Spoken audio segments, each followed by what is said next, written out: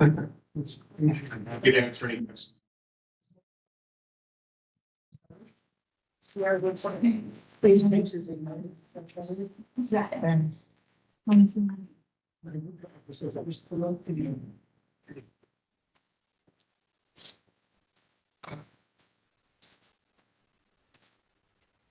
Okay, got it.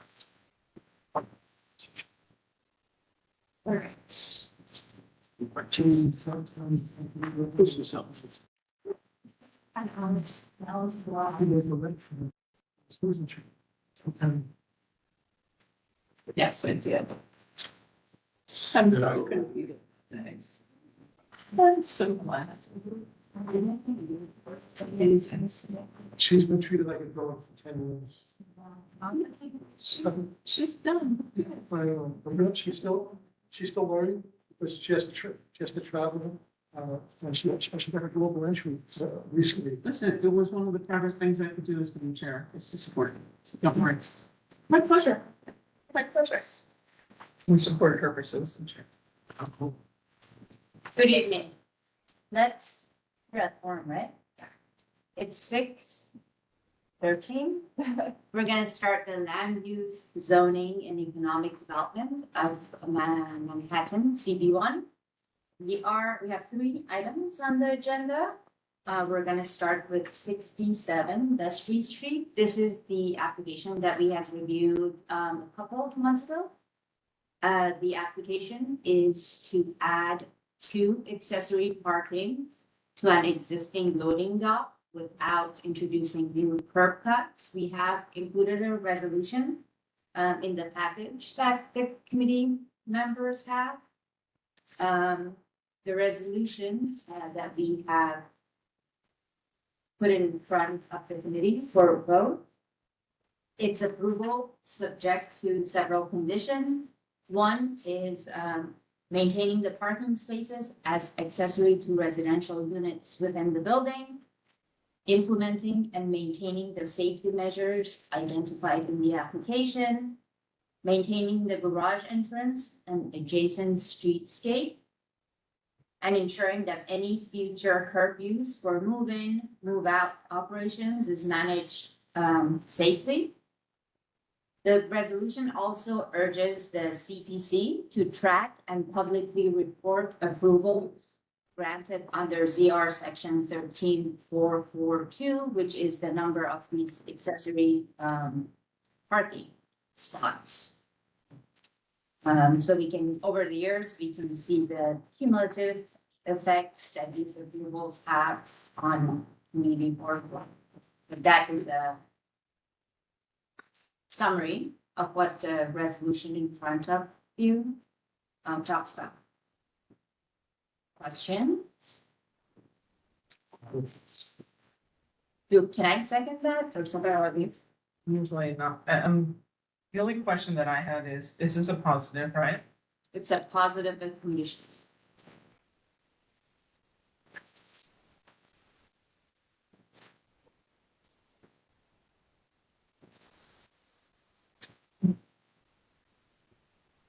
It is a technically, How is the building going to manage the curb?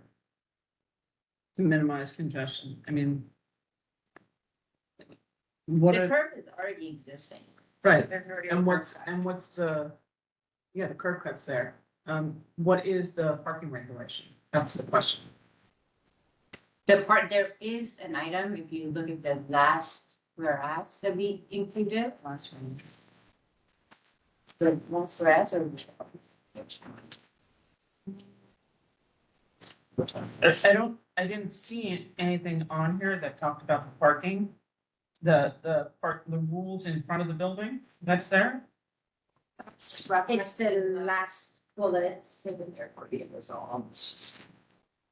Right. For periods, for demand including periods when curbside parking restrictions are in effect. But it doesn't say what the current one is.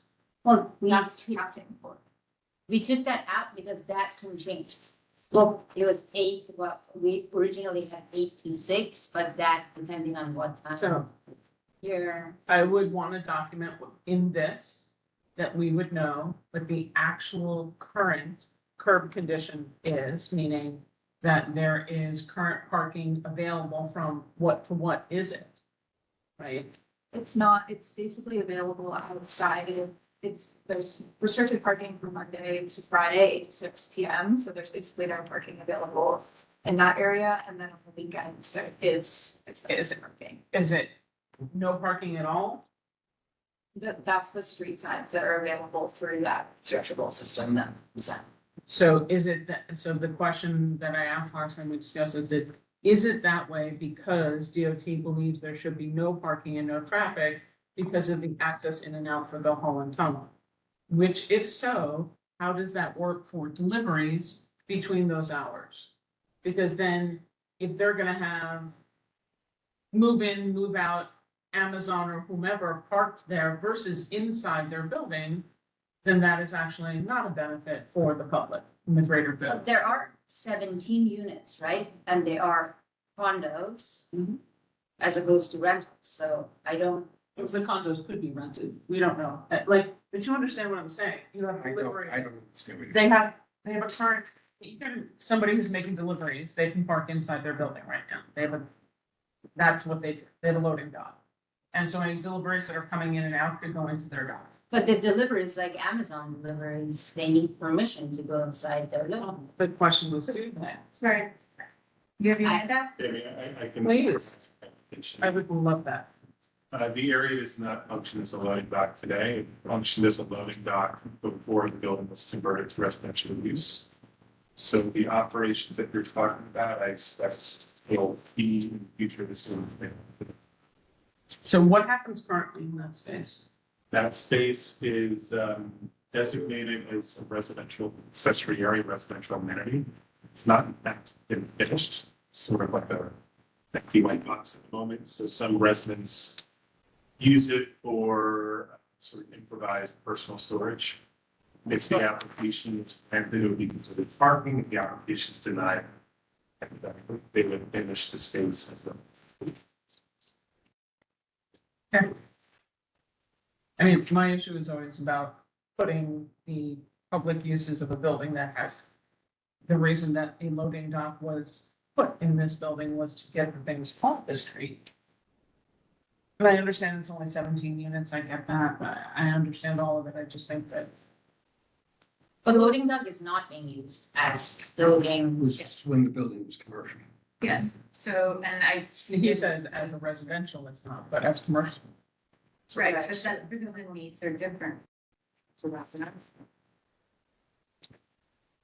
And I believe that this is a deep pull in my brain, but maybe you remember, but I think that the conversion was back in the 70s to residential, so it's been functioning as residential as a lot. And you never used that as residential in the 17 years that it's been a residential building?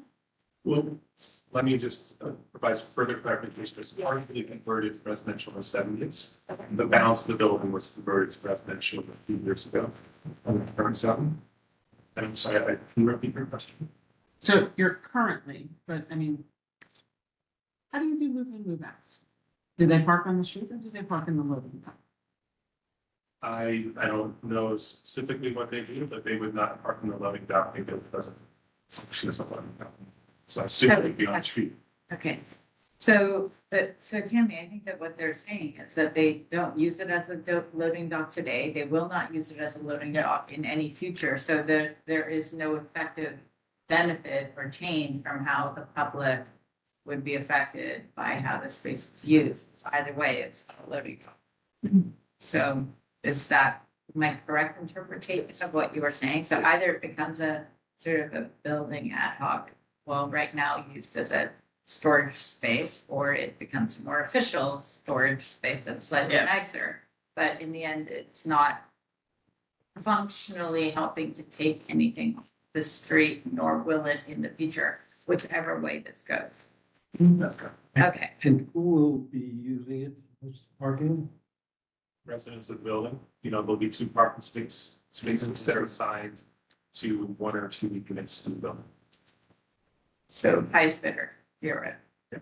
Okay, That's better. so The owner of the building lives there, should probably get one. maybe, so Two. Yes, two. maybe she will be outbid, who knows? But in the end, I don't care because I'm not up for one of the parking spots. So, it's, to me, that's like your business. Honestly, that's not our business. Okay. Tammy, do you want to add language to this, or do you want to add the hours? I think that we should add the language because it's no parking 8 to 6, and that was done by DOT for a reason having to do with connectivity to the tunnel. And Richard talked a lot about that in the beginning about access. But there's no, this is not a tunnel access street. Not a tunnel access street. That street ends. You can't get into the tunnel through the street. I'm pretty sure. 8 to 6, and if it changes, we can say you I'm go. quite sure you can't get. Yeah, you can. I think there was an accident. We can say currently it's 8 It's to not, 6. it's not a tunnel and access if it changes- or exits. There's no, Yeah. there's no, it's really local, it's a local street.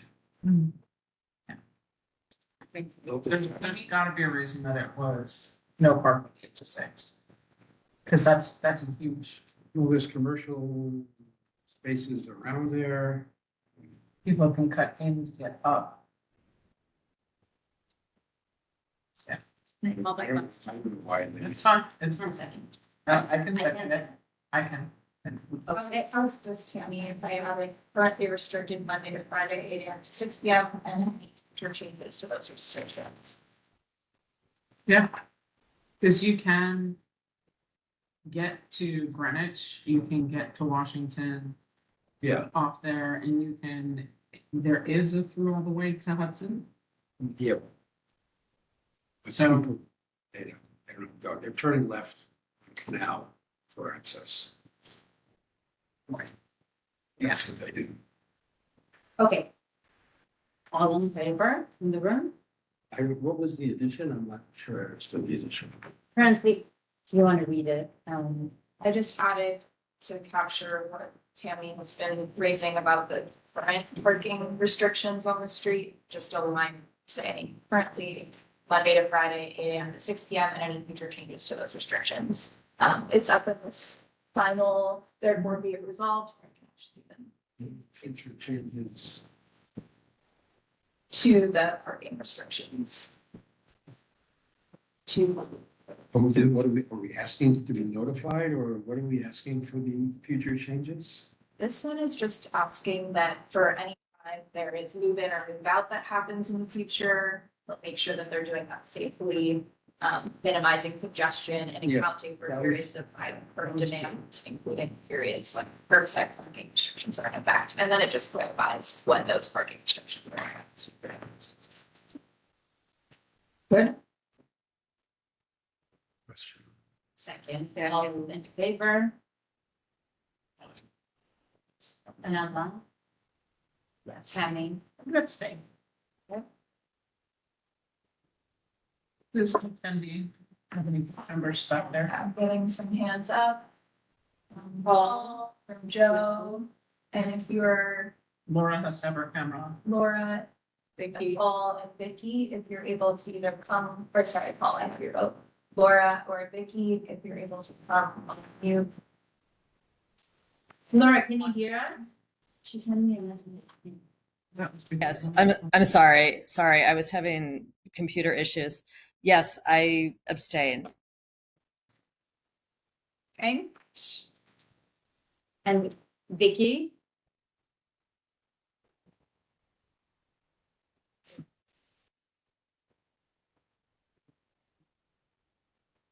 Vicky, can you hear us?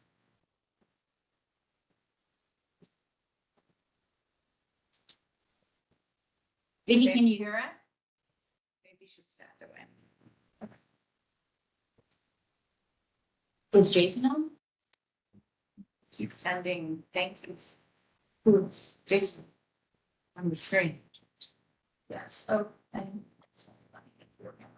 and Jason, are you able to come off mute as well? Ciao.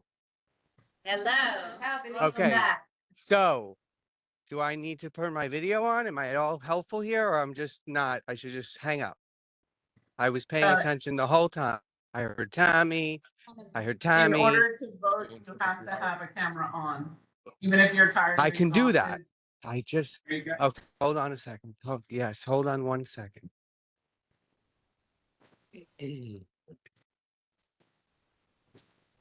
Okay, so I'll vote yes. Someone abstained. Perfect. Thanks, Jason. Great, okay. Did you say you voted? Yeah. Yes, okay, I voted yes. okay, thank you. Still waiting for Vicky. Vicky, can you hear us?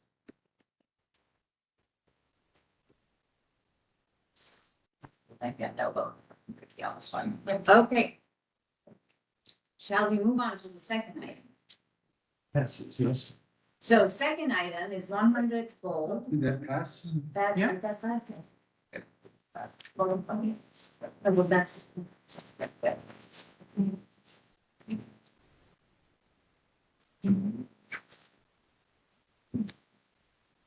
Second item is 100 gold. We had requested the winning RFP via foil, which we received a few weeks ago. Martin has gone through the material, put together a synopsis of what is the winning proposal.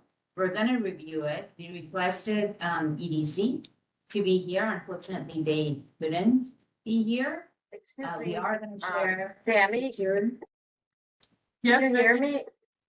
Oh, yes. Yes, Vicky. I don't have any volume here. I don't know why. You're loud and clear. We can hear you.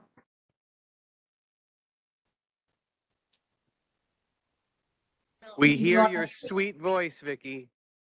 Sing us something. Disapproval. Maybe she's trying to turn on.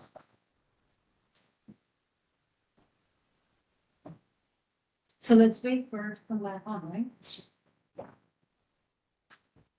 That passed though? That did. Yes, you're all. Thank you. Yes, Have a good And day. then it'll go to full board on the 28th. Thank you. You're welcome.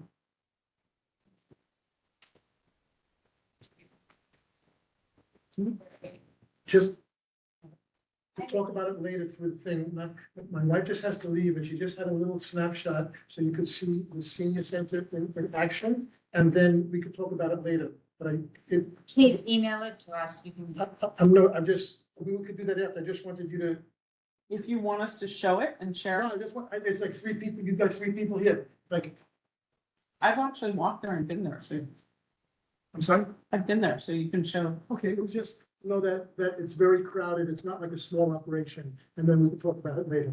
Sure. It's just a hook camera, That's a good class too. Yeah, it serves a lot of people, mainly in the Asian community. Thank you. And if you need her to, if we could send it for anything later, then we could do it like Perfect. post. I believe last time that EDC and the developer were here, the senior citizen operator was here with them and they. Do you know if her name was Joanne or Brenda? Do you know? I think it was Isabel. Okay. And they spoke in, Eloquently and at length. yes, in favor of So, collaboration. more, any other video of that magnitude, we can give it to you like another time. Perfect, sounds good. And final. Is Vicky back? Yeah, Vicky's back. Vicky, are you able to unmute?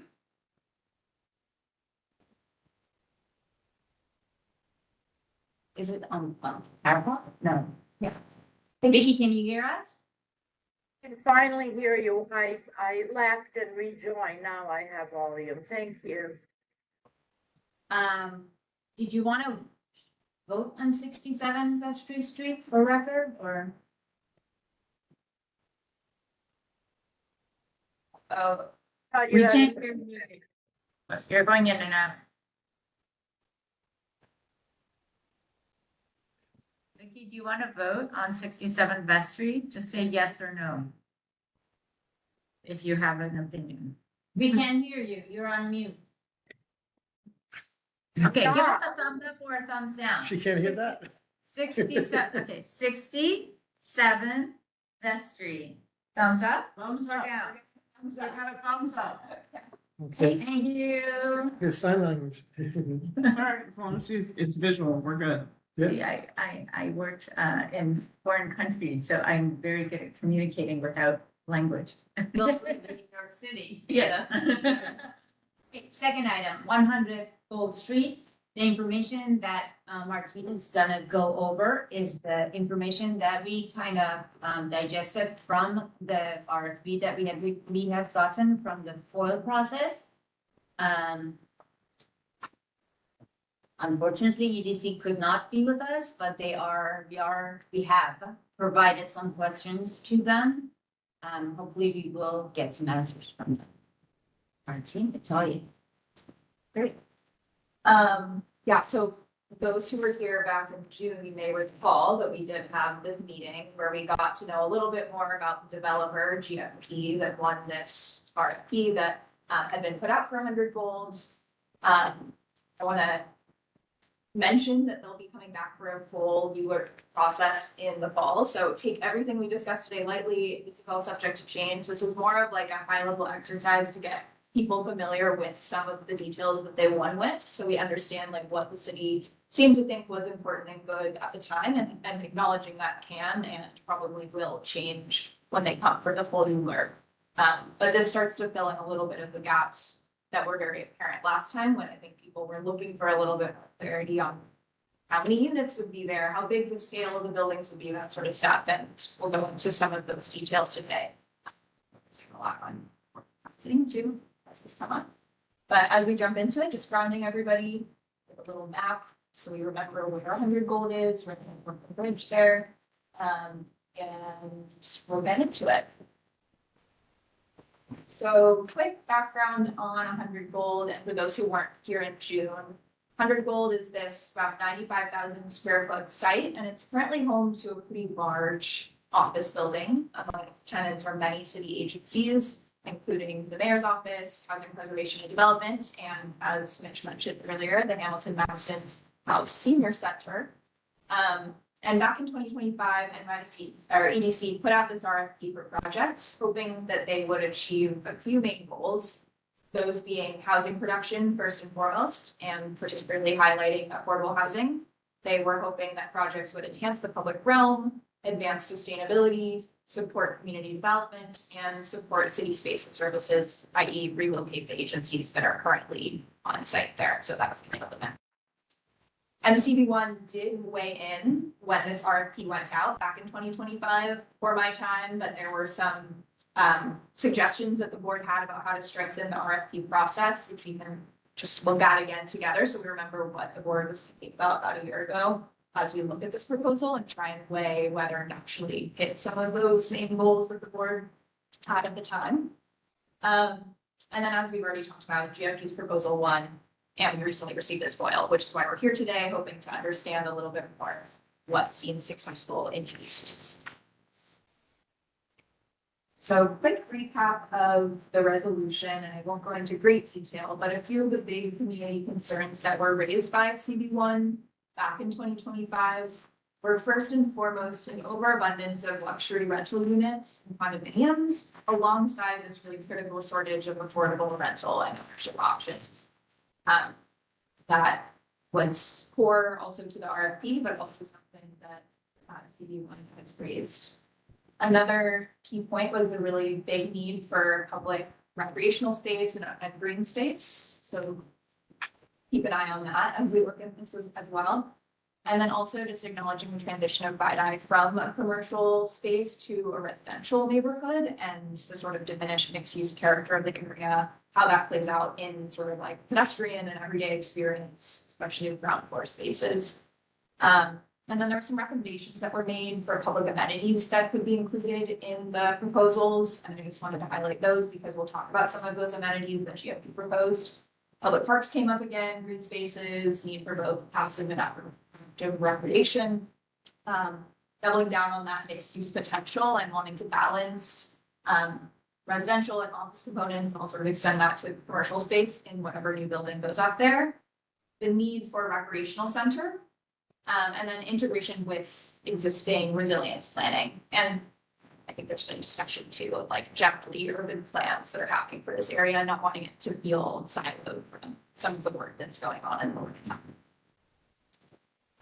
So just a caveat, as I've already said, what we're looking at today will change from what's going to be reviewed during ULURP in the fall. So hold this lightly. I think it will be a great place of inquiry, but not something we should necessarily focus too much on the concrete details. And more just be thinking about like what would a successful project look like for CP1.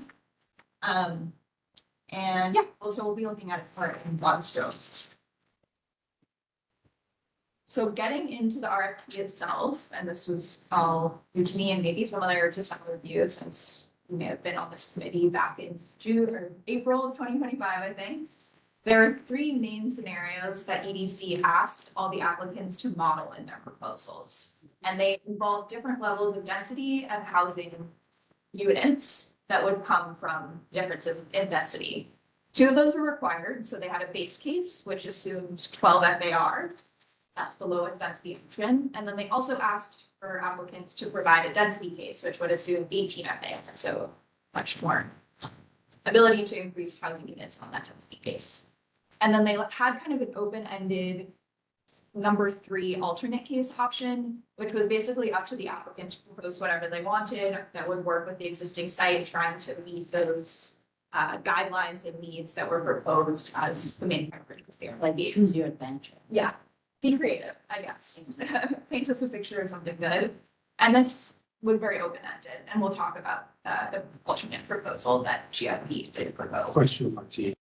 Do you know that having won the RFP, is there a selection of one of these as the winning bid or as the winning proposal, or these are still on the table? So that's a great question. That's something I was going to mention, but I think helpful even to bring up here. They have not formally chosen any case, but they have indicated in every way that they're going to go for basically the proposal that makes the city the most money and puts a ton of housing on the site. So it's seeming like it'll probably be either number 2 or number 3, the density case or the alternate case, which we'll talk about what GFP's proposal for that is. And GFP themselves are really excited about the alternate case, and it's kind of like the bread and butter of how they do development. So most signs are pointing towards the alternate case for some variation of either density or alternate. But I think it's helpful to just like keep base case kind of in the back of our minds as we think about these higher density cases. So we can remember that there was this kind of other vision that EDC also had for the site, and not necessarily that we do or don't want that, but just to keep in mind that there's potential here for imagination. My understanding is. I have a question. I didn't see the word senior citizen center. Is that hidden within the language here or what? Can you repeat the question? You didn't see the word senior citizen center and what, you have written down so far, so I was wondering if that was an omission or you didn't get to it yet. No, It's- that's community facility. It It's says listed. senior center. It says community facilities, senior center. It's on the, It's in one of the handouts, so yes, you'll get there. If you let her Okay. keep going. She's got more slides, I'll keep moving, and if you still have questions in a few slides, we can return to that, but hopefully I'll get to what you're talking about, because Hamilton Mountain House and existing proposals for a new senior center are definitely a core piece of GFP's proposal. Does that work? yes. Okay, please keep that as well. So I just wanted to flag a few more key pieces of the RFP, which are a little bit in the weeds, but helpful to just remember because they actually form some of the baseline standards that are set for GFP's proposal. Most importantly, that all of the proposals need to comply with 485X. And I'll talk about what some of those requirements are, but they're really setting primarily affordability standards in new rental developments that provide really clear guidelines for what affordable housing actually needs to be provided. So any proposals would need to comply with that. And they also asked on top of that for applicants to not assume any additional subsidies. So basically this like tax exemption you would get through 485X is kind of the financial benefit that you should expect. That's not to say there's no possibility for additional subsidy later on, but basically don't assume you're going to get more money from the government. So the market rate would have to kind of cross subsidize the affordable units within the development, which I think GFP came in and mentioned last time too, but just keeping that. Very quickly, before we go into GFP's proposal, I just wanted to maybe touch on 485X. So people remember when we have some questions and are looking about some of the affordability proposals that they have suggested. These are the criteria that are setting the baseline for affordable units at 100 gold. That said, the RFP also does specify that the applicants should assume that there will be additional affordability required. Whether that has shown up in GFP's proposal, I haven't seen it yet. There's some open questions. And what EDC meant with that is actually pretty unclear at this point too, but they did say that it's expected to be required. Maybe for political pressure, a CB1. Could you make the font the fraction, are you able to make the font the fraction bigger? The font, sorry, what? Are you able to make the font the fraction bigger? Yes, you can just hit to 110%. If not, I'll move up. There you go. Is that a little bit better? Ooh, good. Thank you. You're the best. Okay. Cool. So clearly GFP came in at 25%. Yeah. That's what they've said. So they didn't try any. The proposals that they're modeling do rely on 25% Yeah. threshold, and we can like see what that actually means in terms of the units, but they're definitely meeting the minimum requirement and have some like hints at other possibilities, like a 35% affordability option and a 50%, but those weren't modeled as their proposal that they're They suggesting. didn't talk about them at the meeting. Yeah, they're leading with the They 25%. resisted very strenuously, as I recall. Or words, not mine. My words, definitely. The 60% AMI, that's more on the higher level of rent, correct?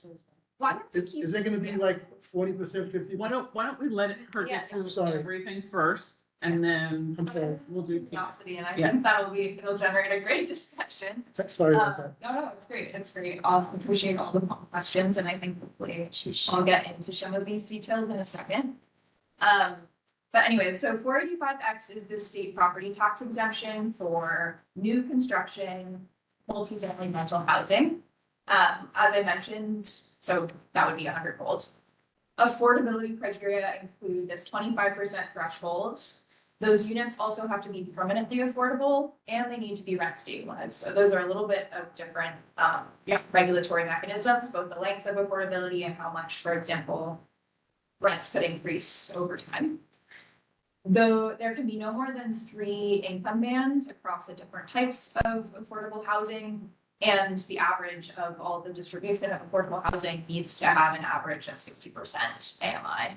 They've also capped the highest income band to 100%. So this is just, it's a lot to keep in your mind. I think remembering that 25% threshold, remembering that they're going to be permanently affordable and rent stabilized is helpful. And then trying to keep in mind this like average of 60% plus 3 income bands. What you can keep in your mind, yeah, we might have to return to this, but there are specific thresholds that define the mix that we'll see in a second. There are also some construction wage requirements, work-related standards, and then also some regulatory specifications on how the units are distributed. But anyways, getting into GFP's 3 cases that they modeled. As I mentioned, there are basically 3 paths that applicants could take. There's the base case, the density case, and the alternate case. Here, really the way that GFP modeled their proposal was taking the base case and the density case as one sort of proposal. They're really leaning heavily on the density case because they seem to, well, I don't need to interpret, but they seem to be wanting to build a bigger, more housing on that site. And the way that those 2 projects relate is that the base case is the foundation of the density case. So they were planned to build 1 tower, which you can see in the base case, and then in the density case, they would basically just take that model and add another tower to it. So there are no changes to that first tower that would be done on the base case when you get to the density case. There is a pretty big jump in units from base case to density case, so it would be about 1850 units 463 of which would be affordable in the base case, and then you're seeing a pretty significant jump to about 3,000 units in the density case, with about 751 of those being projected to be affordable. Both of those meet that 25% threshold of required affordable housing through 485X. As we think about GFP's different proposals, it's pretty important to note that there aren't huge differences between this density case and the alternative case in terms of like unit count. Mainly unit count. They both provide around 3,000 units, but the mechanism for getting there that GFP is proposing through their preferred alternative route involves first conversion of the site and then new construction. So they'd be trying to repurpose the existing 100 Gold site. I'm sure in large part to access the office conversion subsidies that are available if you are doing a sort of office conversion that wouldn't be available in today's density case. That's 467M. That would, decrease like just fully demolishing the site and instead build on what's already there and add these two towers integrating into that initial base. So it would be conversion and then 2 phases of new construction, which you can see here as the green, and then 2 different towers that would go up.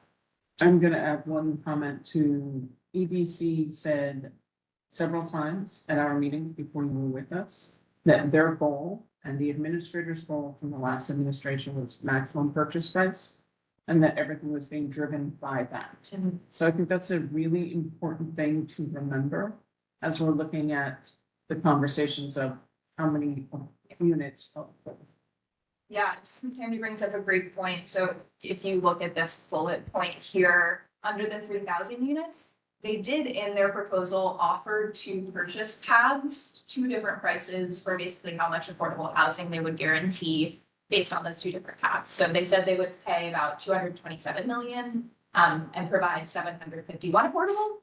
And then they said, well, if you actually want a little bit more affordable housing, over 1,000 units, we would pay less for that, but we would still pay 142. So it sounds like from what Tammy's saying, they probably went with the $227 million purchase price. It's unclear in the document, but it sounds like So the every 227 million goes from GFP to EDC. Correct. Yeah. Or 751.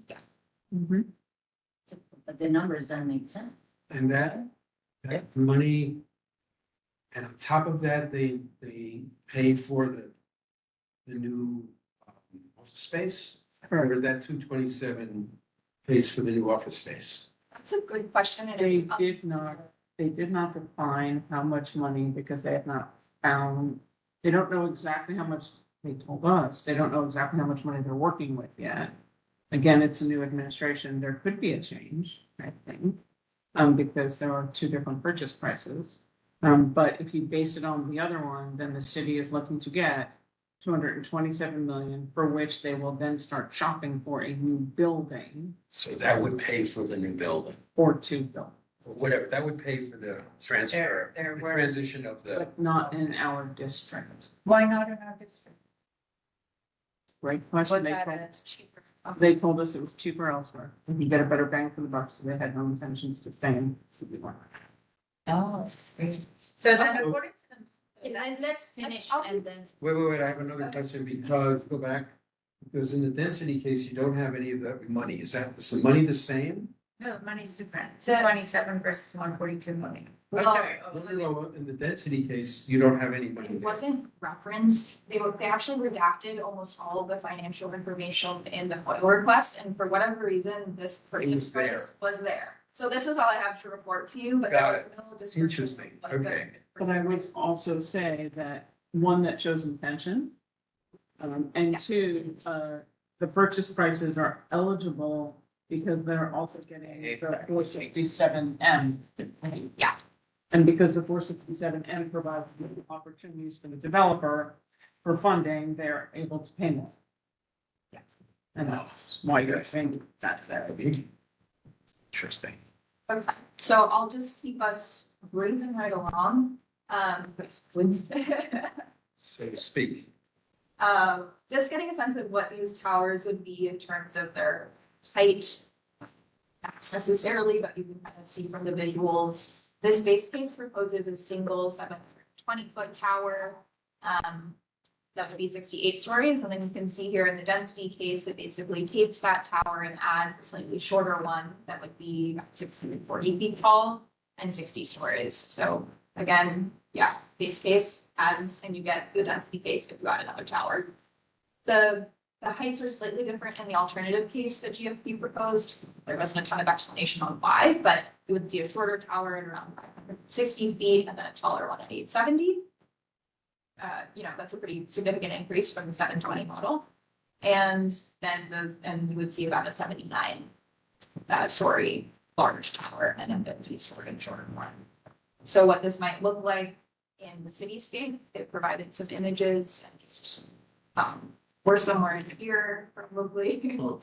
And in the distance, you can see what that first base case and density case might look like next to the bridge. And similarly here, you can see that the height of that larger tower is up a bit more, but this one is a bit shorter. So it's the same as the, Gary building. It's exactly the same height as the Gary building. Really? How far away is the Gary building? Block and a half. This is quite close to the foreground. Dimensions are a little bit hard to tell, but yeah, it's almost in the same plane as one center. Where's Southbridge? the bridge is behind, right there. Sure, where the dot is. Behind the Gary. You see where the little white building is? Yeah. That's Case. Oh. Behind that is, About what height is Southbridge? Way lower. Lower than Hayes. See it there in the photo.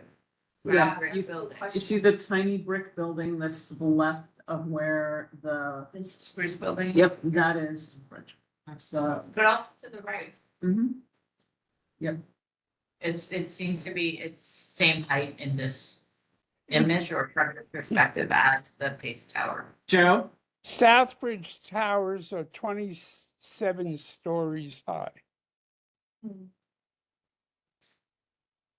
Yeah, so it'd take you to see roughly half of that. 282 feet. exactly where Hayes is, right? They're half. I just Googled it. It's 273 and 282 feet. Those are the height. So just in terms of like kind of trying to explain GOP's rationale for why the alternative case is the best option, which they were pretty clear about in their proposal. They would rely on this conversion of the existing 100 gold, as we started to talk about, which would result in this first tower on the left. That would basically be a conversion of the existing building and then a building up, an enlargement, before they would move on to a phase 2, which is the construction of that second tower on the right. This was the option that they said would deliver the most revenue to the city. Exactly without the full scope of that, still TBD. They also highlighted that it would reduce construction time only between 32 and 60 months for the alternative versus 58 to 88 months for the base case and density cases. And they were highlighting that that would result in earlier residential occupancy where people could move into that first tower within 32 months versus within 58 months for that density case. So that's shaving up a significant amount of time. They also mentioned that it's the most sustainable option because they wouldn't just completely demolish 100 gold. They try and salvage a lot of what's there already. But of course, parts of it would be demolished. But it would create overall a fair amount less construction waste that would come out of that. And they also wanted to make sure everyone remembered that there would be increased views and daylight from that higher tower primarily. And it has higher ceiling heights for the ground level. So yeah, this is the proposal they're pretty jazzed about. You kind of start to get to a sense of what it might look like over here with these sort of amenity levels. Now we'll start to get into some of the numbers, if you'll bear with me. As I mentioned, the alternative case is pretty similar to the density case. There are changes between base and either of these two options, but when we think about the density case, it's pretty on par with what we're seeing for the alternative case as well. So there's not a huge comparison there. There, interestingly, are very little changes. I mean, the main changes are really in the residential square footage because there are less housing units proposed for the base case versus the density and alternative cases. But when it comes to the commercial square footage, the community's facility square footage and the parking square footage, there are really, really minimal changes across all of these cases. So that piece of it stays pretty still. I just wanted to flag here that when we talk about commercial space, the way that GFP is talking about it right now is as a kind of recreational or athletic facility. I think they mentioned that when they came in last month. They're kind of in early talks with trying to develop that commercial square footage into something like a gym. Yeah, but it is regional, and it's kind of still unclear exactly what that could be, and that's maybe a space for dreaming and inquiry of how we might work with the developer and EDC to shape what ends up that commercial area. And then importantly, as many have raised, the community facility that they reference throughout the report really is the Hamilton Madison House Senior Center that will be getting kind of like a revamped redo of the existing space so that it's there. There'll be 18,000 square feet devoted to a senior center, and that'll be partly at ground level and then also partly in the cellar level as well. And currently I've heard having it itself, but that it's entirely in the cellar. So having that above ground would be really exciting to the folks who. You should actually go see it. It's an incredible facility. Great. And I'm Same amount, 18,200. Exactly the same. Okay, but that's very important, but they have a huge clientele with many different rooms that they use for different activities, that is a lifesaver for a lot of these seniors. Correct. Oh, yeah, Totally. it's a phenomenal facility. You should definitely go see it. It's run like, if you wouldn't think it was a city facility, it's run like if it was a private club. It's fantastic. And I know that video looks fun. you don't get the idea that you're actually subterranean. It's got a lot of light and art, and they've done an excellent job. Cool. Well, I'll have to go check it out. Class. I looked really fun. And then just noting that across all of these, there's no parking added through this development. So there wouldn't be any additional cars that would come from. Well, there might be cars due to increase of residents, but they wouldn't be parking on this site. What about open space? Yeah, so there are basically 25,000 square feet of public open space, public gardens that are proposed through this. Exactly what that looks like is still a little bit TBD, like what qualifies as part of that, is it little patches of green, but there is a big chunk of public open space, and we'll look at the design. Oh, Not private, private. yeah, so this is the public green space that's proposed as part of it. Can we clarify though that in the alternative case, that where they're using the existing building, that means that any addition of open space would be where it currently stands? Rosa, can you I- repeat yourself, what did you say?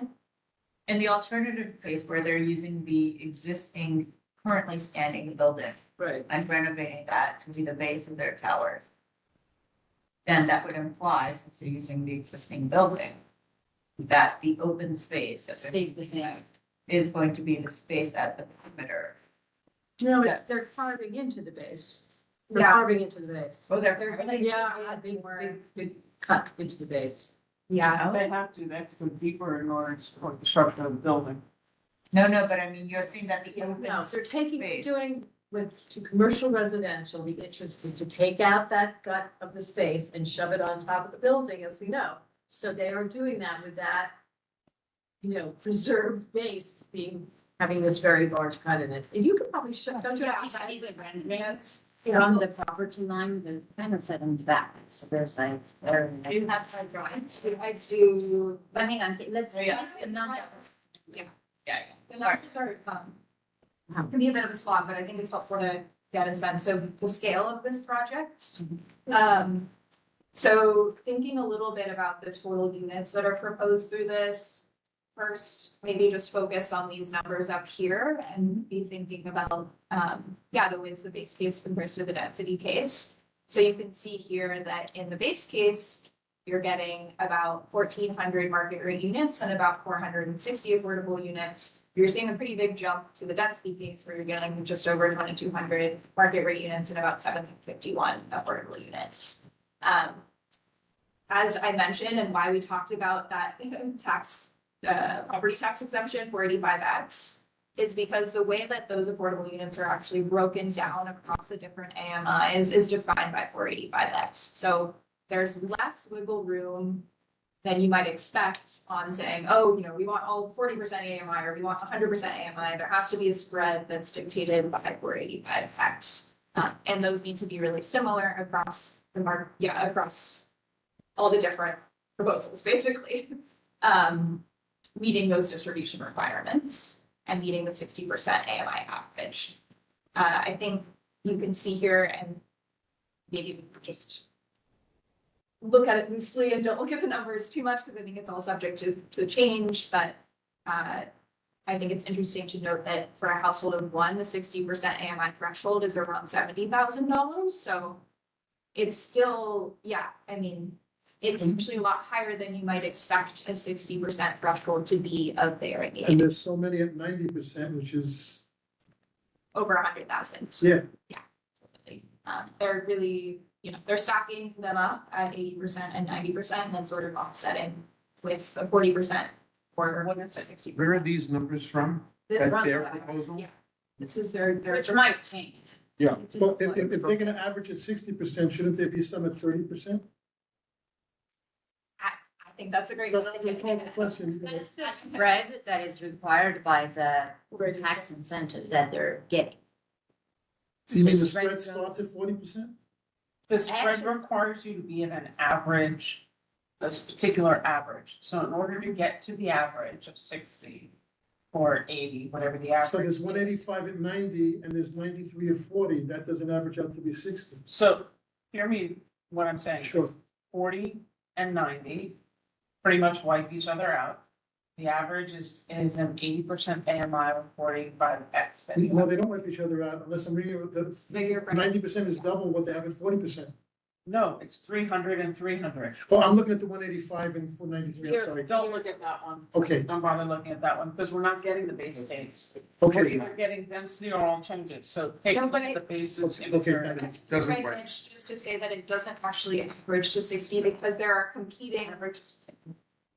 There are also other, there are layered affordability requirements that would come through this process. And I think like taking these distributions lightly at this point, but keeping in mind that like the kind of general trend that, AMI is actually pretty high, that threshold of 90% is over $100,000. Like, is that really an affordability? Because this neighborhood has one of the highest AMIs based on, the average income. So then the percent of it's like you could play with number, the percentage of the AMI is always gonna be higher in this area. So 30% AMI or 40% AMI could be like 60 or 70% of AMI for another neighborhood.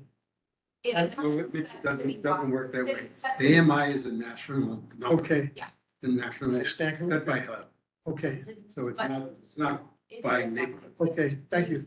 Actually, we take some New Jersey for into account, actually, but it's regional, set beyond, it's set beyond this, it's sort of Thank you. citywide. It's citywide, right. It's not regional. Okay, I think potentially even parts of New Jersey are Thank included you. in this like But area. that's go below 40%?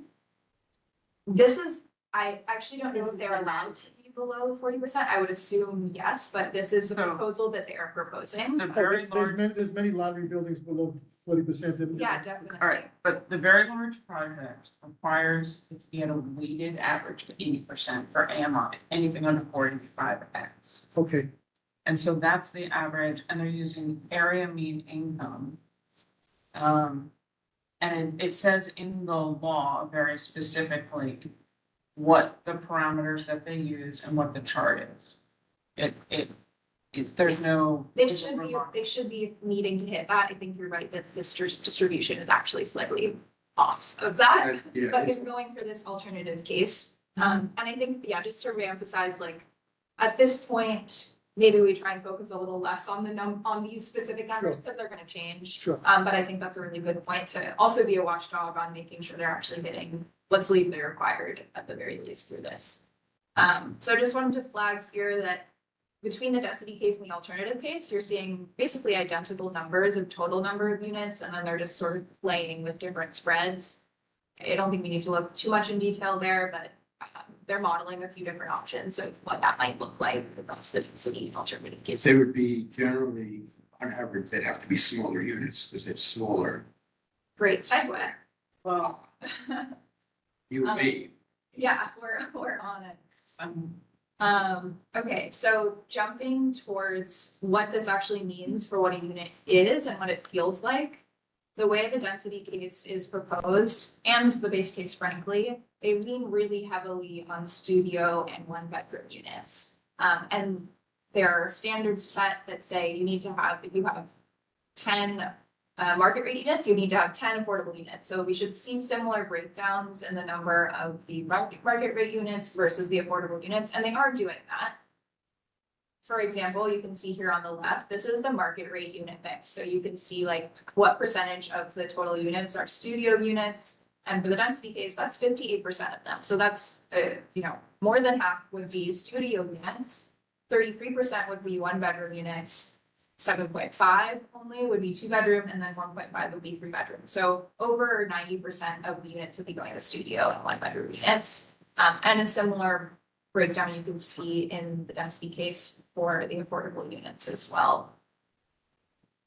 They're very similar breakdowns across the density case and the alternative case, so don't need to spend too much time there, but yeah, while you're seeing similar mixes across market rate and affordable, you're seeing really heavy weighting on those smaller studio and one bedroom. So 90.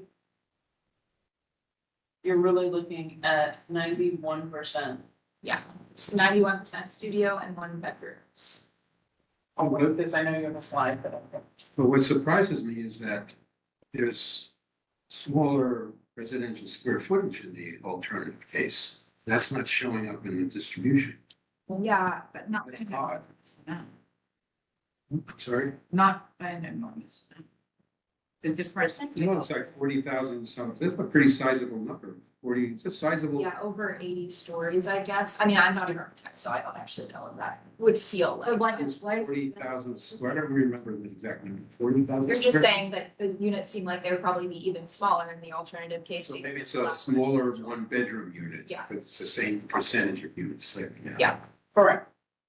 But good to keep an eye on that too, like if we're losing that residential square footage, the units might be even more contained. One thing that Tammy has rightly been raising is just like, okay, with all these studios and one bedrooms proposed in this, is that actually accommodating the needs of families in CD1? So this shows, we'll just start on the left side of this right now, but this is basically showing the percentage breakdown of different types of households in CD1. So if you look at the red, those are the percentage of families. And if you look at the green, then those are the percentage of non-families. If you're gonna ask how those are defined. Yes, of course. That's the census. That's the census definition. That's the census. Wild. Is it? It Well, is that's one the person, census. it is households with kids under 18 Is what, Census is which definition. one? is what they Families. consider family house. There were so many instances where a So- couple, Minor children. But you've got the 42s and the 40s, CD1 is. is that 2020 or 2010? I think 2020, good question, I can go check it. This is more, again, broad strokes of the Right. numbers. 40, so we have about 43%. So families of households only the with ones who have families. kids? That was my question. One to What one if kid. they don't have kids, but they're still a family? And they have You dogs. don't count. That's That's not the census, not a finish. population of the a census. person and their mother, like. Hopefully we get to the right slide. All right, I want to keep us Thanks. heading on forward. Basically to say that there is a high proportion of at least census-defined families in CV1, but what you're seeing are really these, 91% of the units, if you look here in the alternative unit mix, are movie studios and one bedrooms, that if you had a census-defined family, probably wouldn't be able to fit into a studio or one bedroom apartment, and those only 9% of the units What that go happens towards though, two bedrooms and three bedrooms are probably, not able to They're accommodate too small. a family. with no, kids. I know that what happens is, say you have a couple that's in a one studio, one bedroom, and then they have children. Like, if, usually like in other places, they'll be on a waiting list for the two bedroom, and that's a normal procedure in longevity. Correct. That And doesn't so, work here. okay, so then if you have children, then you just bunk up. Well, and that's the thing, is if you look at census data, Manhattan is actually losing families from 2010 to 2020. From when the data was done, they actually dropped. So, you know, it's, not good. That's what we want. We want to live, work. Yeah. It's a very odd market that they're going for. Just Yeah. for the record, Very interesting, The strange market. definition is, a family is defined, I asked in the census, two or more people living together who are related by birth, marriage, or adoption. okay, so not necessarily. And one person in the home is designated as the householder. Well, anyway, I won't go into it. But the one, the stat that I shared with Martine, or households with kids under 18. Okay, but Because that's not the we- census definition for what. That's in the census, they do track that. Yeah, And I that's what I just, shared. But a common thing that's within a young married couple moves in, and within a certain amount of years, they have children, and then, you know, That would be a sustainable development. Yeah. That they could stay within the development and Yeah. move. Yeah, because Through they're the 20 development. 2 bedrooms and then you have a, Exactly. or one of these bedrooms. But That's kind of like what we're talking about, because if you even use Southbridge, which was the Chalama property, to start with, 60% of the units in That's my all of situation. Southbridge are, only 60% were studios and one bedroom. birth of my children. 60% is 60. That's not pretty low. 91. Yeah. This is. But I think, It's the bigger point. Exactly. Yeah, That's- that's where are we I'm just going gonna with this? try and keep us going back to Hang on, the the strokes. definitions are fine, we can, Yeah. move on, but it's Okay. just, the gist of it is that we have we have smaller Sure. units. We don't have bigger units that you can, you know, like, Yeah, and that might That's be not something we true. want to discuss going forward about potentially the unit mix, unit size, these things like that. Again, this is an early proposal. That said, it probably wouldn't change so dramatically without input on that 90%. and they might be working on it. Yeah. Because they have our resolution, they do know what CB1 wants, so they probably are working on their unit mix to lean more towards family size. Yeah.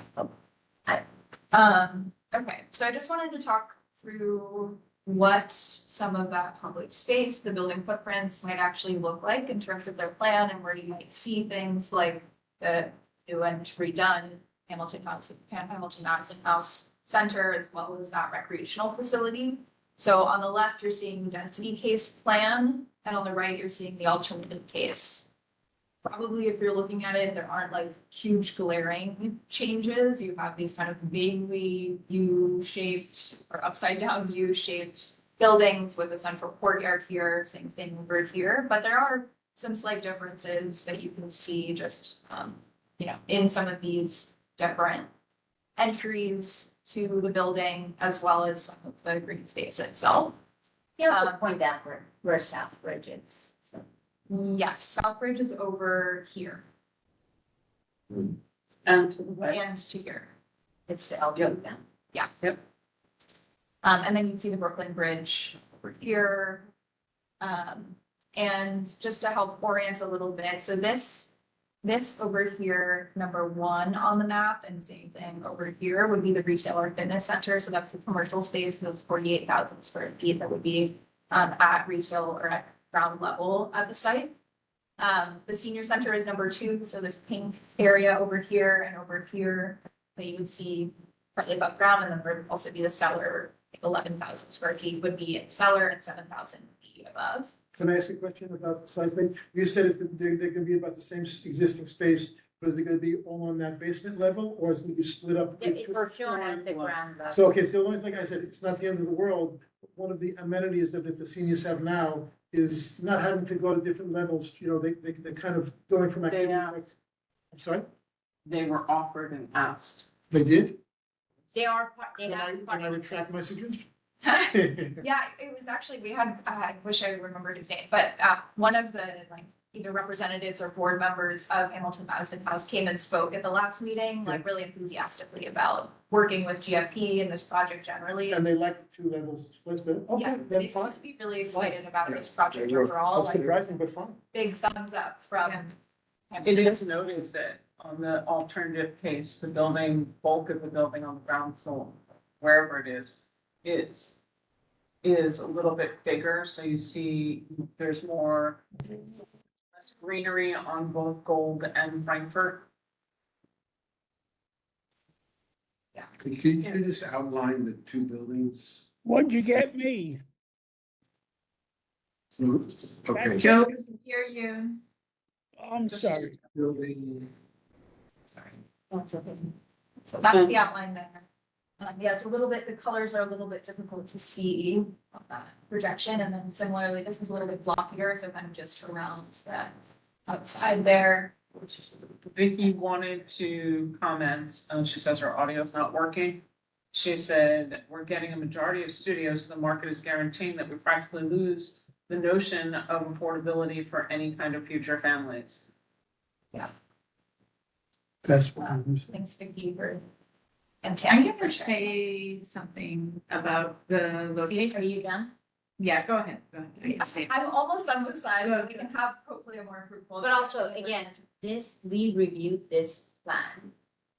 There, It will change. it will change, Yes. they're working on it, and there are a lot of issues that we can Yes. pick on the plan, but they are hopefully working on it and the phasing of the job. The mix for me is the biggest issue, one of them, because the conversations that you've heard from developers who have come to CB1 say, well, we want to build bigger apartments, but they're not very viable. And that's true because the bulk of where they're building them are in Brooklyn, Queens, and the Bronx, where I could get the same apartment in Jersey City and commute for 20 minutes on a path versus an hour at the end of the subway line. But they're not actually building that size apartments in the areas that are most desirable, and we have the schools. We have seats available to do that. That's, It's painful to me too. Okay, so yeah, let me just finish what we have here. This is kind of indicating the base of the residential space, this white block and then white block here. And then just wanted to call out number 5 and 6. This would basically be a loading dock, sort of truck facility center, and that would be also where the trash was picked up, which they've committed to, or suggested that would all be within the building, and that would be kind of neatly disposed of by trucks. So would be a base. yeah, that would, based on the spot that we saw, it looks like it would all be contained in the basement and not lying here. And again, this would be sort of like a circulatory pedestrian space that would be carved, well, in this case, carved out of the existing building. And allow for more pedestrian movement along this Spruce Street. It's important to note, if I could just interject, that the main entry to this building now is through that public courtyard. Exactly. Private entry to a building, just to say, not to forget where those arrows are up there in the light green, just to recognize now. Here. Yeah. Which is, That's, not bad, not good, it just is. It's not as if we have a big open space, because it's got, but Which is, people, the 3,000 people coming in and out, probably alternative, that's a lot of action in that alleged Yeah. open space. Just- Yeah. it is problem, to me, when I saw the plan, I was like, this is probably something they're working on. It's very problematic if the phasing of those lobbies are problematic. Also, if I call that Uber, how the hell am I gonna know where it's Uber? you have to go out and by building 4. By number 4, you have to stand out on Gold Street. So the question becomes, are they doing a taxi line over there? What is the situation? And how much can it handle that you've now redirected everything with 3,000 people? We do have other examples in our neighborhood that are as large as this, and we can. Which one? What do we have with 3,000? Gateway. Gateway Plaza is 3 high-rise, 3 low-rise, it's almost 3,000 apartments. Yep. And How I, many is Spruce, the Beacon Tower? let me look at the Gary Mead building. Yeah, that's less. Okay, while Tammy's looking that up, I'll just walk through some of these images that were included, sort of visualizing what it might look like. This is that pedestrian area on Spruce Street that we were just talking about, the public courtyard we kind of tucked back here.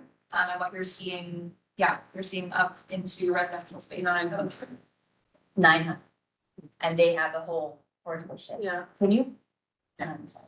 Just point out where South Bridge is and Yes, Southbridge is, reorient, sorry. Okay.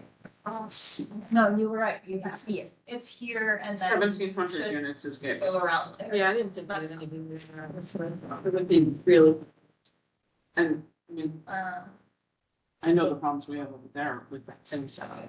So this would be the green space loosely as they've rendered it. This would be kind of the main public area that would be accessible.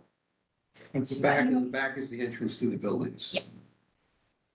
And there would be, presumably some form of retail that would also be accessible from the street level there for anybody, not just the residents.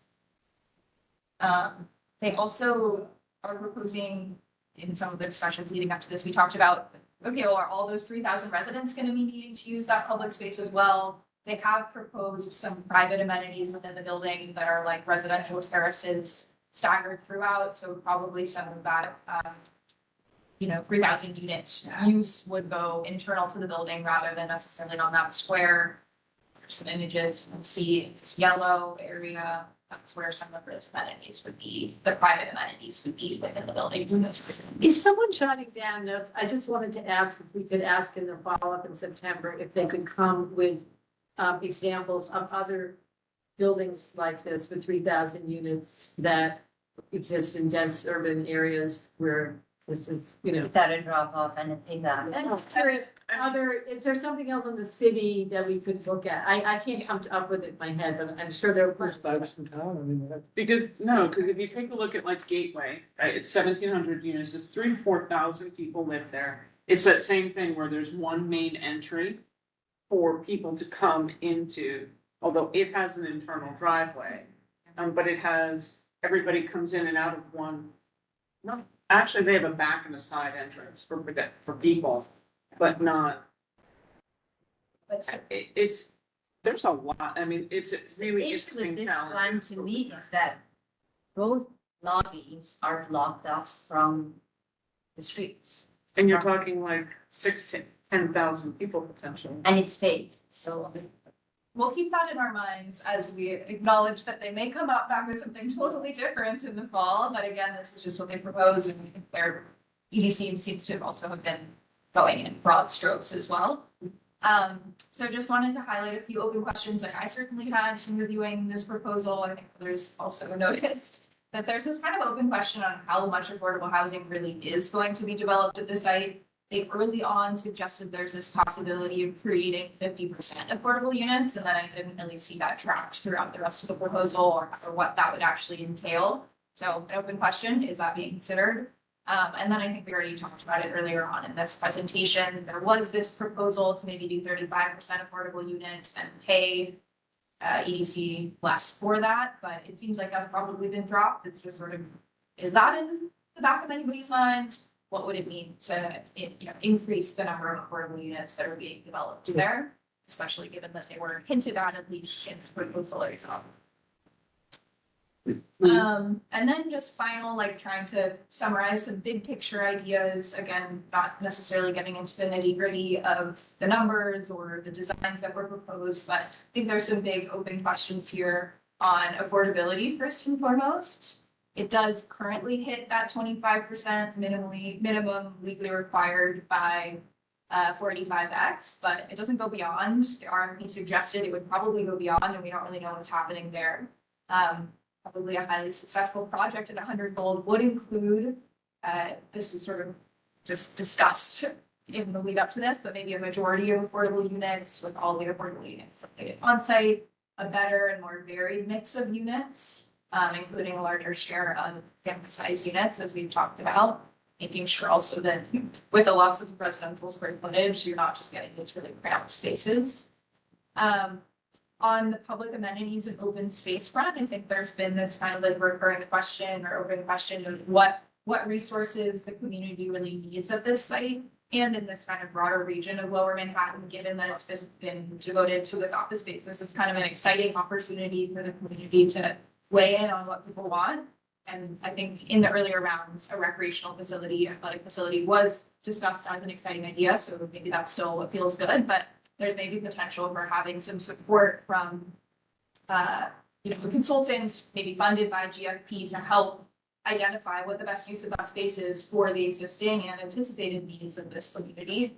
And I think that extends beyond just like the recreational facility, but also to the housing mix, like what housing is really needed on this site and how can this project help deliver on those needs? And what gaps of knowledge are currently out there that identify what the community needs at this What site. makes a sustainable development? Yeah. As Mitch Yeah, pointed then I out. would be careful with your point too, then, because it's bigger than just looking at the open space and public amenities. I mean, I would specify what this person, the consultant is really doing, you know, what we, if we're asking a developer to pay for a consultant, exactly what is it?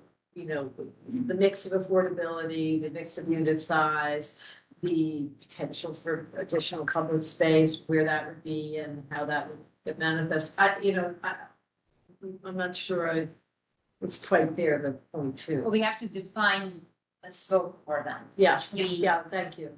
And none of the word dream either. I think it should be a little more Okay. determined and analyzed. I like that. Okay. I'll wrap this and, all of this is totally changeable, just kind of a big Great. picture, thinking for now.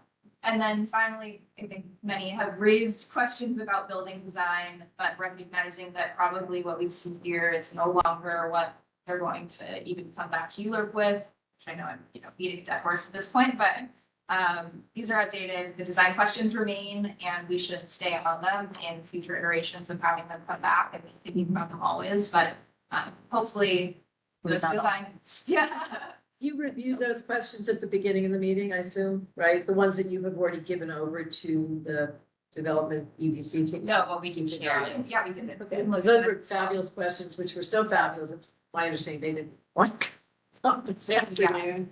But, yeah, I think those questions were great. I just get into. Particularly like, did we ever learn the height of this proposed tower? What's the height? Oh, yeah, what was it? Same as the Gary building. It's 560 on one and 870 on the other. 870. Oh, there we go. They're looking at the alternative case. 870. So when Yeah. EDC came, and the few times that they came, before the RFP came out, the reason that they were doing this RFP was that the building was in such a bad shape.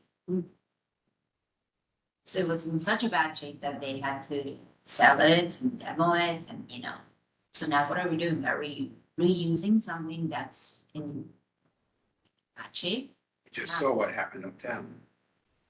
Exactly. Well, That's that's different. different.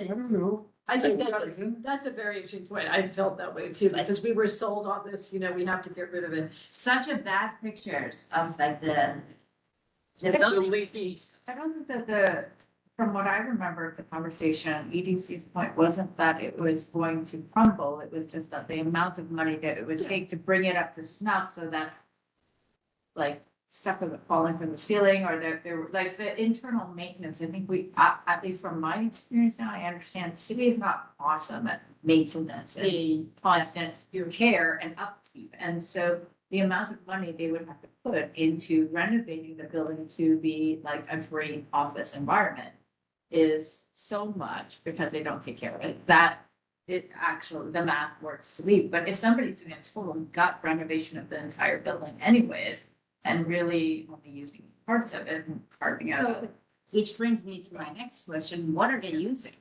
Like what is, like they are going for 467M, which I don't know what it entails. What is the ins and outs of 467? I mean, I don't know. Like, can I have a building? Office version. Can I have a building, keep one column and say, I'm converting this? Well, that's, So, and what is the benefits that they are getting? Again, I don't know what are the benefits that they're getting, and I think the FOIL documents is pretty slim on what they get. There was a lot of emphasis on 485X, very low on 467M and what they're getting, so I'm interested to know what are the benefits. And how much of it is when a project is a conversion, like can I, how much of it do I have to keep before it's viable? I would look at it Well, I believe differently. I mean, I don't, I'll say that that's not the right question also, but this is a 10-story building and they're turning it into a 60-story building. That's not exactly a conversion. I mean, you are building on, Unless I it's mean, this is what's the foundation of this building? I mean, obviously, all you three have to do all this engineering, but it's, Jason, to me, it's very different thing than Yeah. just The basement has to be renovating these totally period different. buildings. Jason had his hand up. Go with Jason. Hi, I can actually speak on experience on what is a conversion and not. And Richard, I think, touched a little bit upon, I'm not going to get very technical. There are technical memos and there's legal kind of judgments, but it comes down to the foundation being kept and how much of it is. And I'll leave it at that. You know, if they've lawyered up, they probably could do something like that technically. But it's complicated and there are memos attached to it. So if they're keeping the foundation, perhaps the foundation can support the tower. We don't know. Yeah, this was what I pulled, Right. or this is what I pulled from the document. And we Yeah. haven't really discussed it a ton, but this is how they're kind of talking about this conversion strategy. It doesn't get into anything about the percentages or whatnot, but you can kind of visualize at least. Here's what we have consistent of the current building. We're planning to carve out this area in the middle to add light, basically. Probably take off whatever this top piece is, and then add these new cores to create both new floors and this transfer structure, which would allow them to then add these much taller towers on top of the existing building so that it's structurally sound. This doesn't say anything about. Well, no, that doesn't, That's the foundation, of course. That are implanted Is it into the existing. Was it a mat foundation? Is it a pile that goes all the way Yeah, I down? agree, but the, Like the reason that we have that stone tower. By, was it Water Street, the one that has the banana building? Is it called? That's within 500 feet. That's within 500 feet of this site. The leaning tower of, A 500-foot radius, 500-foot radius. Makes it sound so lovely. interesting. but I mean, they say that they're gonna do new caissons on the ground level. It says new columns will typically be placed between the existing. So where are we going with this information for the following meeting that may or may not happen in September, it sounds like? This was just to bring the committee Yeah, up to speed on what we have The goal, found through the the goal of- FOIL. the goal of the So we all foil, have the same information. Yeah. Starting point. the goal of the foil from my perspective, and the reason why we started this last year to foil it was because every time we come to Euler, we are way behind on any of the information. And that ABC and the developer come to us where they've already gone through everything and they've made their decisions and they're coming saying, hey, this is what you're gonna get. But this is not an ideal opportunity for the community to say what was actually in the RFP, what information was given. And to really start to think and look and analyze and try and digest the information because it's transformative for our community and it's a good thing. And this is a developer who has indicated that they do want to work with community and they've done a lot about something. And I think we did not ask this through the FOIL, but I think it would have been beneficial to FOIL the proposals that were not the winners. So we can. Oh. and they're scared. And like, what? Yeah, they're leveling sheet. not too late. I think we should Right, still do Can that. I ask a question or two? Not for fun. Where are we as far as community facilities go? I know there was some concern that even though they're creating facilities and community space, that it would not really be open to the public. That was one concern. And then there was what happened and where are we regarding the community board's ask for space on the pier for a community facility? to be built out there. Have The we pier had any connects- follow-up discussions on that? And are we going to? I'm not aware of a So community the new facility. market site is a site we often talked about for the last 10 years or so, if I'm not mistaken. Paul, I think that's what you're referring to. And is this incorporated? No, it hasn't been, but it's certainly worth asking. I mean, I think to that point, to Paul's point of where are our asks in this? I think we really do need to launch an effort as to what our asks really are at this point, with what the reality is. And I spoke to Rosa not so long ago about the fact that these plans indicate a kind of push towards Gotham Park, and the fact that they're recognizing this as a very wonderful potential place for them. And so I would offer up that we should be looking around at what are reasonable asks here. I don't know we can reasonably ask that they make a recreation center on the pier, a new market site, but maybe it is. I don't know. But I think we should start to identify what those asks are and work with the developer in making them happen. In addition to the affordability question, which of course is premier in all of our minds. There are things that we could push here, technically to be Gotham and things like that, that really could be wins. So I agree. Rosa, are you working with them? Certainly Are the you open, advised them on the Gotham? open space needs on the east side. Go ahead, Paul. Sorry, what? Oh, do you want to repeat your question? Sorry, we crosstalk. I Or your was comment. just going to say, we haven't gotten any answer on the community open space issue, really. And I think that's an important point that is just being completely ignored in this discussion. Our consultant gave a very lengthy report, and she spoke for about a minute on that issue of public space and amenities. So I think more discussion needs to go on, and I think the community board should be pressing the point more.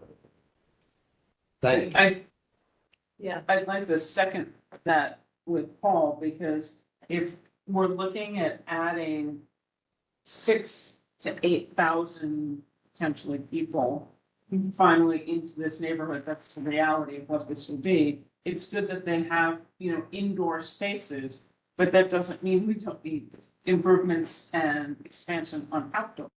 Exactly. That apply to. The entire public that's green. Correct.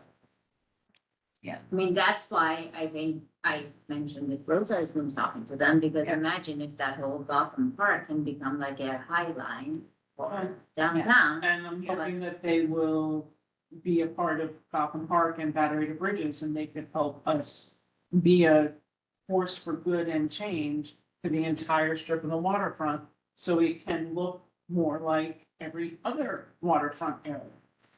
Like the west side, like Brooklyn, and that we can have improved spaces. Like a small Chelsea Piers or something like that, with the athletic. Well, Chelsea Piers is already going into 250 water. They've. Okay, definitely- that's great, because they used to have basketball city over there for schools that didn't have gyms. We definitely have ideas, and Battery to Bridges has been Great, proposing so, great. and there's, public-private partnerships that we're looking to do for the new market site that would be a recreation facility, Great. but really about trying to green the waterfront. I mean, it'd be great if Rosa got bathrooms. It'd be great if we. Bathrooms are slated right now before the end of the year.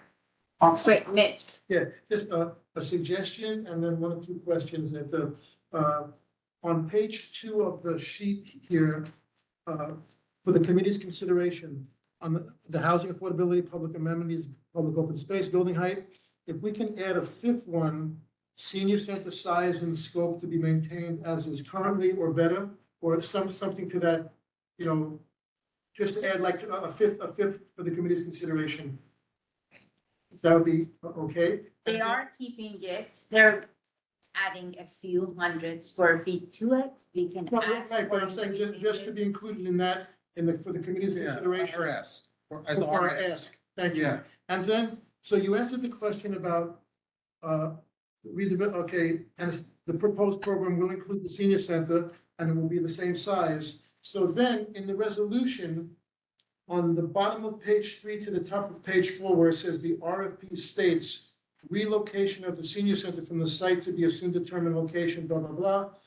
What about putting temporary relocation as opposed, so that there's no out for them to say, well, there's a relocation here, like temporary relocation, because we want them, the senior center back in the building, and then, I believe that's actually part of their contract. Maybe I'll okay, That's already done. okay, so then, if that's part of the that's great, if that's part of the contract, then the top of page 4, there's one of the questions, what is the commitments the city's making, where is it going? May it come back to the site post-construction? So if that's part of the contract, So the answer is yes, it's May- coming back. right, but may it come back to the site post-construction? Like, we're So not, that resolution is an old resolution that we Okay, passed that's what I was last reading. year And they, as before the Okay, so RFP went out. the Exactly. mail crossed in the mail. Okay, recommend are we gonna wrap this up and move on, or are we I have taking a notes, or, question. yeah, what are we doing? One question. I- Suppose. I'm taking notes on comments. Dora, as I- Great. So, number one, I just want to say that in our population that's in the immediate neighborhood between the senior center, St. Margaret's, the fact that the hospital is literally kitty corner of the site, there is an enormous senior population demand there, so that we may not actually think of a larger number of studios as being wrong for the neighborhood. And then interestingly, Case University and a lot of that going on, we have like 10,000 students inside Case. But And it's not, so, we're not building a dormitory. no, Dormitory obviously you're not is in building and a out. dormitory, but when you think about the fact that there are, so I can speak for my building, which is further south in FIDA, we have over 400 units. And I know that for us, we do actually get applications in fairly regularly for people that are young professionals starting out on their career. And they are sharing apartments because there aren't enough studio apartments of a reasonable price range for them to be able to, you know, work and afford an apartment of their own. And so they are tripling up, you know, sometimes more. And so I do think that there is a demand, whether you look at the young segment or the older segment of the population.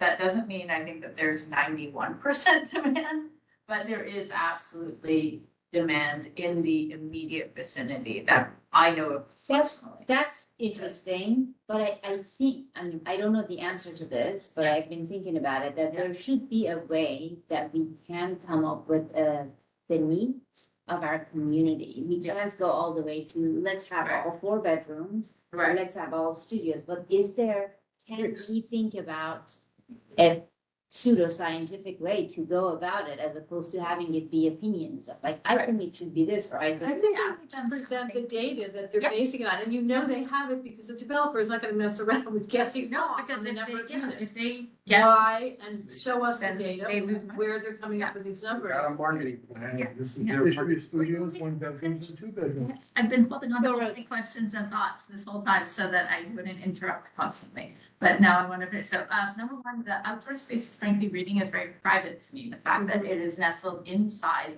right? Their donut, separated by, you know, so it's a It's not space that- separated, it opens up to Southbridge, right? Yes, it opens up to Southbridge, but Southbridge is also private property, so it is removed from any sort of real engagement with the public streets that are around it. So to me, it's reading very private, so it's not like a community accessible public space I see. like Gotham Park. It's like a cul-de-sac of a park that you would have to know, frankly, is there to go to use it.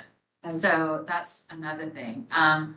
Keep in mind, you know, to your point, that a lot of what they obviously want to build was gonna make them the most money. The city, keep in mind EDC and the city and how they're able to put their thumb on the scale, they want numbers, right? They want the numbers to be able to say, we created this project, unlocks, you know, 1,000 affordable apartments, or it unlocks, you know, this number of units overall. I mean, so keep in mind how they get to weigh in on whether a project goes ahead or not. Everyone has an agenda that. Everybody has an agenda. Another one is alternative versus density and in consideration of Southbridge residents. I was speaking to some very, very vocal Southbridge residents regarding the concern, frankly, that they have of St. Margaret's and 250 Water and this project happening all around them. They feel like very boxed in by the work that is literally everywhere. The timing, but also the pollution level, and then obviously the noise and the inconvenience of construction going on. So I'm wondering if we, as a community board, are able to advocate that there is some form of coordination and that we do look at, I mean, I think that the time differential actually in the schemes matters. I think that it has an impact on people who literally live right next door and will be experiencing this for years, right? So is hypothetical. Yeah. Is it better if they're concurrent or stacked? Because to me, it seems like these projects are right now stacked in a timeline. This job goes. So then the question is, if you were living somewhere, would you like to have intense construction around you for 3 to 5 years? Or would you like to have a medium amount of construction around you for 15? And I think that, I mean, and so Somebody who's living in the middle of it right now, I've lived through it, yeah. it's brutal. Yes. But the good news I can add to that Yeah. is that 250 Water Street will come to us in the fall to update us on what's going on. Right. There are new filings Yeah. that were just done. And my personal new preference of having been right next to construction is I would rather have it all at once, be really miserable for a short period of time, know there's an end date, and then survive and have a normal life, rather than have it drag on for 15 years, because then I would just think, Right. wait, But Wait, we can't control that with. no, of course, we don't get to Because say, those but three we can things express, separate. a request to maybe coordinate and have some, considerations. Yes, for the residents that are truly surrounded, right? And also a lot of the streetscapes, curbs and whatever that are going to go Yes. on, they can go in once and do it once. Yes, and they should do, I have thoughts on that too. Okay, the recreation facility, I think that originally, like a year and a half ago, when we were talking about this and this RFP was happening, we did think that there was a community facility argument for recreation, but now that the seas has come out about Chelsea Piers, maybe that is no longer as relevant. And then the last thing regarding the senior center asks is that I think that when the board president from Hamilton Madison House came at the last meeting where they were presenting and spoke glowingly, frankly, about the relationship they had and the experience they had with GFP. Before we advocate for very specific things, we should just ask Hamilton Madison House, what do you want? Because I remember when we were doing 5 World Trade Center, I advocated very, very strongly that the community facility space be significantly larger than what they were proposing in that project. And when I had conversations with them, they actually said, we don't want it to be significantly larger. This is what we can handle. We don't actually want what you're talking about. We did ask them, so So, they are in good touch with us. yeah, and so do they want it to be bigger? Like, when we decide to advocate for specific things, do we They know were that? very happy with 18,000 square feet is what they said. Yeah. They'll come when we have the ULURBAN conversation in the fall. Yeah. Their greatest ad was that they're now both ground level and below. Right, because they wanted light, yeah. So maybe instead of asking to increase the square footage, we can ask for a More light. height collaboration. If you remember, we also asked that the community facility would be not, that the senior center was the senior center. That needs to be repatriated to the space, period. That should not be considered the community gift bag. Right. Because that is a tenant that that's a tenant that needs to be. Additional, We, outside of Hamilton Madison. The community board- facility use. the community What board do we said, want as a gift? the community board said that we wanted a community facility above and beyond the senior facility, because the senior facility was a tenant that we wanted back. Right, that was, that needed to come back and serve the community. That's So separate they from the serve- added benefit. They were a specific thing, but the general community benefits and for a community facility should not be considered that one sole property. So when I look at this plan, I just asked Martin to pull up this plan. To me, that, light, whatever, blue, purple, which is a recreation center, is a blind program. Meaning that, you go in, you do your workout, there is no interaction on the street, from the street to That's a the. pay to play. That's one. So do we want something that is more interactive with the pedestrians or streetscape? Food and beverage, supermarkets, something that has more, use of the community as opposed to, what is this recreation center that you That go. wasn't earlier asked for some commercial activity on street level certainly, and we're not getting, so you're saying bringing that back. Should we bring that Yeah. back and do we want that? They're not mutually exclusive. I mean, you can have the full recreation center and also have some of the commercial, like they shouldn't, it's like cancel each other out. What's a recreation center? Recreation, so. I thought you were saying that the, I just don't know what it is. It's such a broad term on the plans that I don't know what it is. Oh, it's. Be a gym. full-size gym, workout, maybe. They have a gym, some.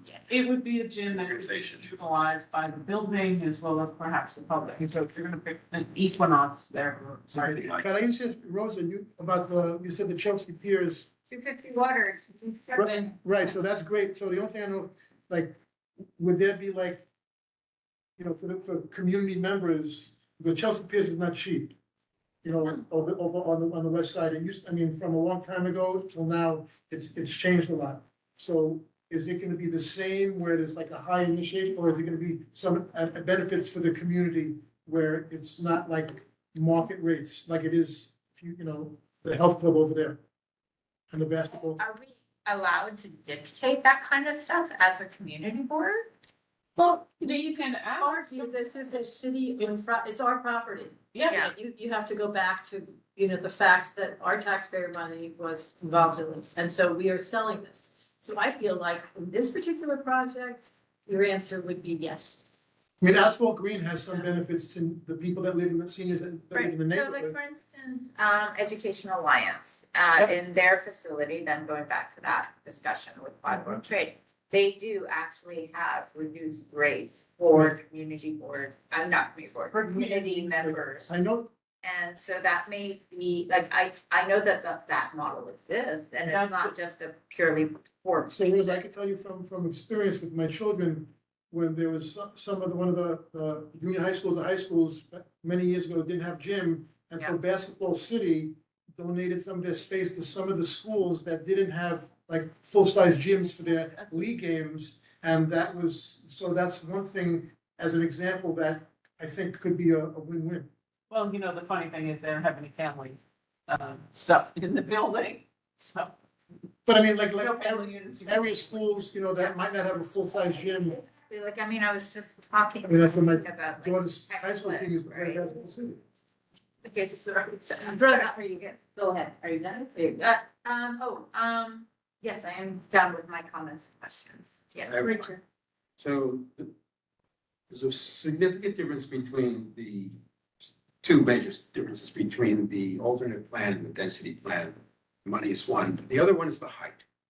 Nobody's here to discuss the height, of the tower, and how we feel about that. We care about the height of the larger height, let me put it that way, of the. We do care about the height, but it's very much, I think it's going to change in the proposal that they're gonna come up with, but I just wanted to get a sense of the board on how people, is there a concern about? What's the difference in the height of the 60 and then what's the other one? Why don't you bring up that image? one is 700. One is 79 stories, the other was 60 stories. Oh, that's what they're both big. So 870 is the tallest, 720 is the tallest on the density case. And Yeah, just go by stories, it's easy. 720 feet And 870 is the tallest, so it's 150 feet. Yeah, I'm just gonna, Taller. the stories is easy for you to understand. Okay. thank It's you. also, I mean, the other issue, Richard, is the density case is bulkier. Right, so there's. Yeah. I, Spoke here. I would want to see what the light studies are for the surrounding communities. You know, there is a concern that Pace is gonna be. Yeah, you have to be I'm careful. not expressing an opinion, I'm just asking what people. Yeah, I want to see the details on how the affordable housing works, what the density looks like, and what the public space looks like in comparison. I think the other thing that we often had, architecturally speaking, is one of the buildings. In other words, one of the things we did at 250, which I always thought was surprising, is I would argue that the earlier buildings are much more elegant and interesting building with a great deal more light flow in one of the other two towers. I don't know if you remember the project, the architecture of it. You have to really look at that, you know, you can even see from these diagrams, you know, what does it really mean in terms of view corridors, in terms of what it's doing on the skyline? I mean, it's a piece of architecture, a major piece of architecture, and often that seems to get short shrift. And I think that's something that needs to be evaluated when the time comes to see. So in the question of height, it isn't just a number. It's a little bit of how this building is meeting the sky and its surrounds. And so when I look at those plans and you see, for example, the north edge of the building is completely now flush to the sidewalk, well, the other one comes in like whatever, 15, 20 feet, very different building, a very different response to the sidewalk. And so I think those are things that as we move along, we should also think about and evaluate. I think often we forget that, and I sometimes think it might be a mistake, because sometimes we say it should be shorter, and then you get a very. You get a short the fat idea. building, which is. Yeah, which isn't necessarily better. So anyway, again. I'm with Alice here, because like I said, we need to see the shadows, we need to see the green space, we need to see what it is. If it's a shorter building, but you've lost any kind of free line along the street. Right, so the day-to-day of the street is less because you pulled the building to the edge. Is that better? I would say no, because we like trees everywhere. We like trees, but we also, I mean, yeah, I do think that what it looks like, and how the light works with it makes a huge difference. I know that, look, okay, if I take my CB1 hat off for a minute and put my Gotham Park hat on as a next door neighbor, I can tell you that no matter what is selected, we are going to get significant shade impacts, But generally speaking, for buildings, now if I put back on my CB1 hat, take off my Gotham Park hat, I can tell you that I personally prefer taller and skinnier buildings. And the reason why is because the shadow passes faster. You're not in it for as long. Whereas a squatter, sort of denser like building, that has a much like longer in terms of time frame shadow. And so you are impacted more significantly than if something's like slowly, like just, you know, moving across you. So I actually prefer, as a person experiencing being around tall buildings constantly, being neighbored to by a taller but skinnier. So in short, we have a lot of feelings about We do. how tall. Remember, once you get the height on the alternative, the other building drops down 10 stories. So the question truly becomes, how does the light play around it? And that's why I agree with Meta that this is such a diversity between the two in terms of heights that we'll probably refine it and come back. Because also, I mean, are they doing FAR 18? Yes, the first thing that's given. Well, it was better than FAR 21, which is what the mayor's original rendering looked like.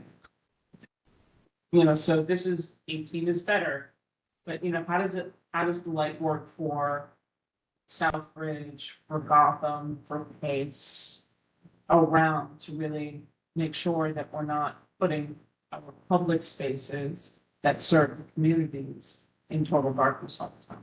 Also, the units themselves within the development site. Yeah. Depending on how they lay out these plans, they can have units that are permanent shade. As They will.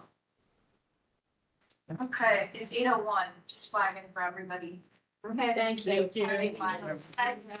Yeah. That was 3 things. we have one more thing. Yeah. That is Alice, do you want to take this one? Sure, just as, incoming Thank you. chair, such as. Thank you for letting me opine on the senior center. Just, as we start the district needs and budget requests, Martine and I just, put together a kind of cheat sheet, if you will, so that people could be guided towards considering what it is you're doing at these discussions. So if you want to take a look at it, we just outlined what in fact the community district needs statement is. And, this is obviously something that's borough-wide. The submissions are due on the 31st. And we asked that, what do you want to think about? The biggest needs facing a residents, workers, and visitors, pair specific projects with broader initiatives that benefit the whole district, prioritize areas and infrastructure and services in poor condition or lacking investment, be strategic, limit your committee's request, because these will go to all the committees, of course, to 5 or 10 high priority projects, look ahead to emerging needs, and all ideas that must be city funded, capital versus expense. It's just, remember, not everybody's a wizard like you all are. There's new members that are in, so we thought that would be helpful. And I think it is to really anchor, because you get these things that go from the scale of a pothole to, redo the entire coast of New York City. It's helpful to sort of prioritize. And so that's what it is we just, kind of right now, the July and August is the brainstorming period where we're reviewing last year's request. I don't know if we're doing that tonight, but anyway, that's what we're supposed to be doing the next 2 months. And, brainstorm the new ideas for what you would like to see, addressed. What are the biggest challenges and opportunities in the district? And for each, identify the capital or expense request and the city agency that's going to respond to it. So we have a definition and discuss it and remind it. In other words, we start to discuss what should these things be. So that's on this sheet that you have. On the flip side is a written worksheet, which allows you to answer certain questions, which is what is the issue or project you're thinking about? What is the problem or unmet need? Who is affected and where is it occurring? Why this is a priority for our board? What action should the city take? And is funding needed? And so this allows you to kind of really zero in, and we will take these and then enter them into that form that you've seen. Question. So I feel like in prior years, or at least the years that I've been on the CD, we tend to have a throw the spaghetti against the wall kind of approach to this, which I think is actually hurting our chances of getting positive responses on a variety of things. If we edit from the list that things that either don't get responses or where we're asking for things, can we just be more strategic in our approach this year where we ask for the things that can be addressed by the agency that we are directing them to? That's exactly. I feel like we get so many responses back that say, this has nothing to do with us. Well, that's exactly why and we're happy to Yeah. tweak this as we see fit, but if you could answer those questions as we go forward, and then we limited it here, talk the strategy here, your point is 5, Yeah. 10 per committee. Yes. Are we actually gonna do that? Because I feel like I bring that up every year. A chair must do that. In other words, that's your job with your co-chair. I feel like Each action.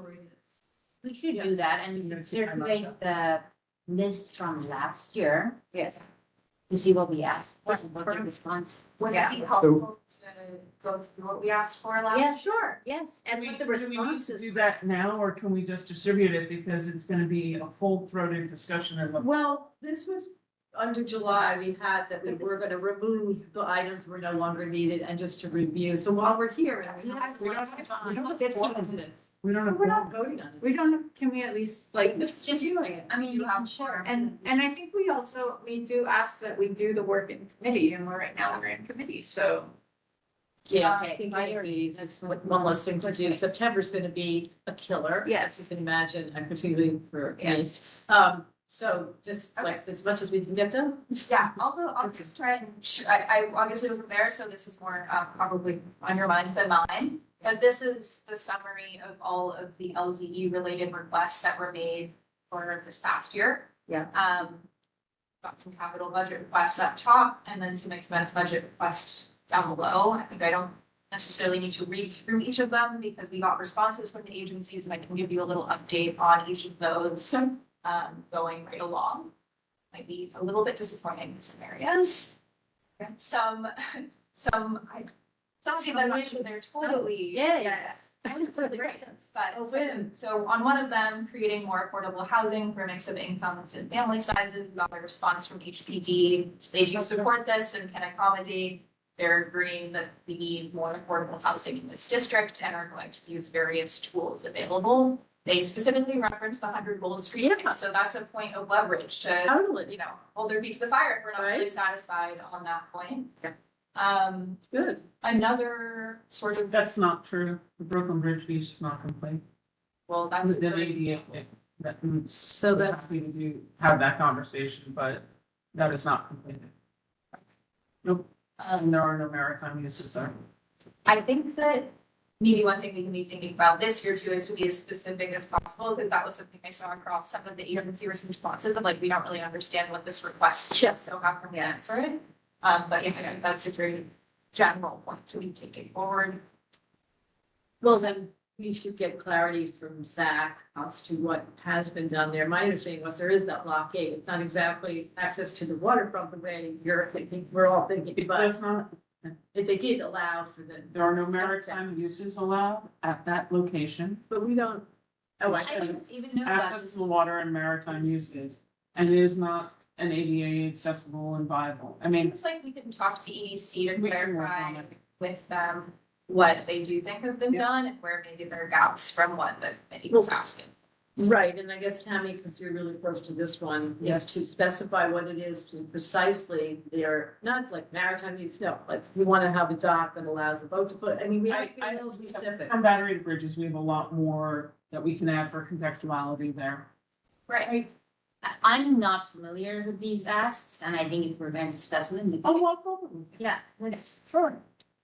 Okay, Okay, That's so great. are you saying let's like dive into that? And a let's, little more? yes, I mean, if the committee is supposed to like be familiar with the asks, we should know what we're asking.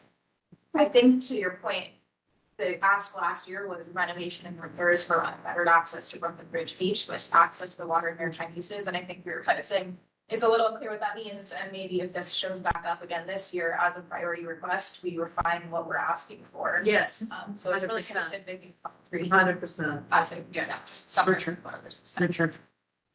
as is number one. Yeah, same. I think that's a general theme throughout, like, as somebody new to this, I think there could be more specificity. You'll be great at helping on that. This I noticed that you all were looking for a land use consultant, which TCP roundly said no to. Said, do not support and cannot accommodate, but it seems like you've got some funding That's so elsewhere. Win in a way, 100%, an immense win despite, I would say. Um, So that is, that is a budget request that we can still maintain to ask, because Well, I think we have it as asking for money for a CB, not specific to land use, we want money for CB other, right? We Right. already asked that somewhere else in the budget request, given we have. we have it, well, there are different asks. One was for technology, which could be done through a central OCI. The other was for a land use consultant. Well, Okay, so there are quite a few of this category, which is there is general support from agencies, but they said that they could not accommodate for various reasons, often referencing funding issues or other projects that are kind of in the works that might have overlap with the request. so what do we do? Why with don't those? you take those off though? Because each individual mayor and city council funds and allots money in different places. This is our agency saying, this is what we want. Why would you take it off? I Even don't if think it's we- not We're fun? not taking off. Who's taking them off? Are these taken off?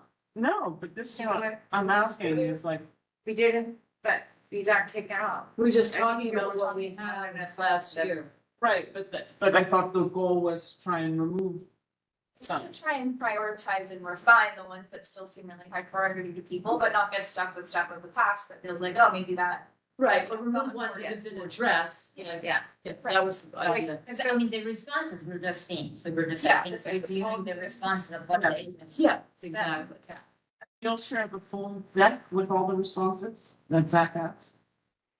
Yes. We did that. You can't, Is you that can't what- access it. That committee member. It's linked in the agenda. Yeah, it's linked in the I missed agenda. that Yeah, link. but you can't download it or print it Oh. or anything. Well, I'll send a hard copy via email after this, so that. Yeah, this is a requirement that I'm gonna make required for every board member to fill this baby out, both sides, I mean, this side.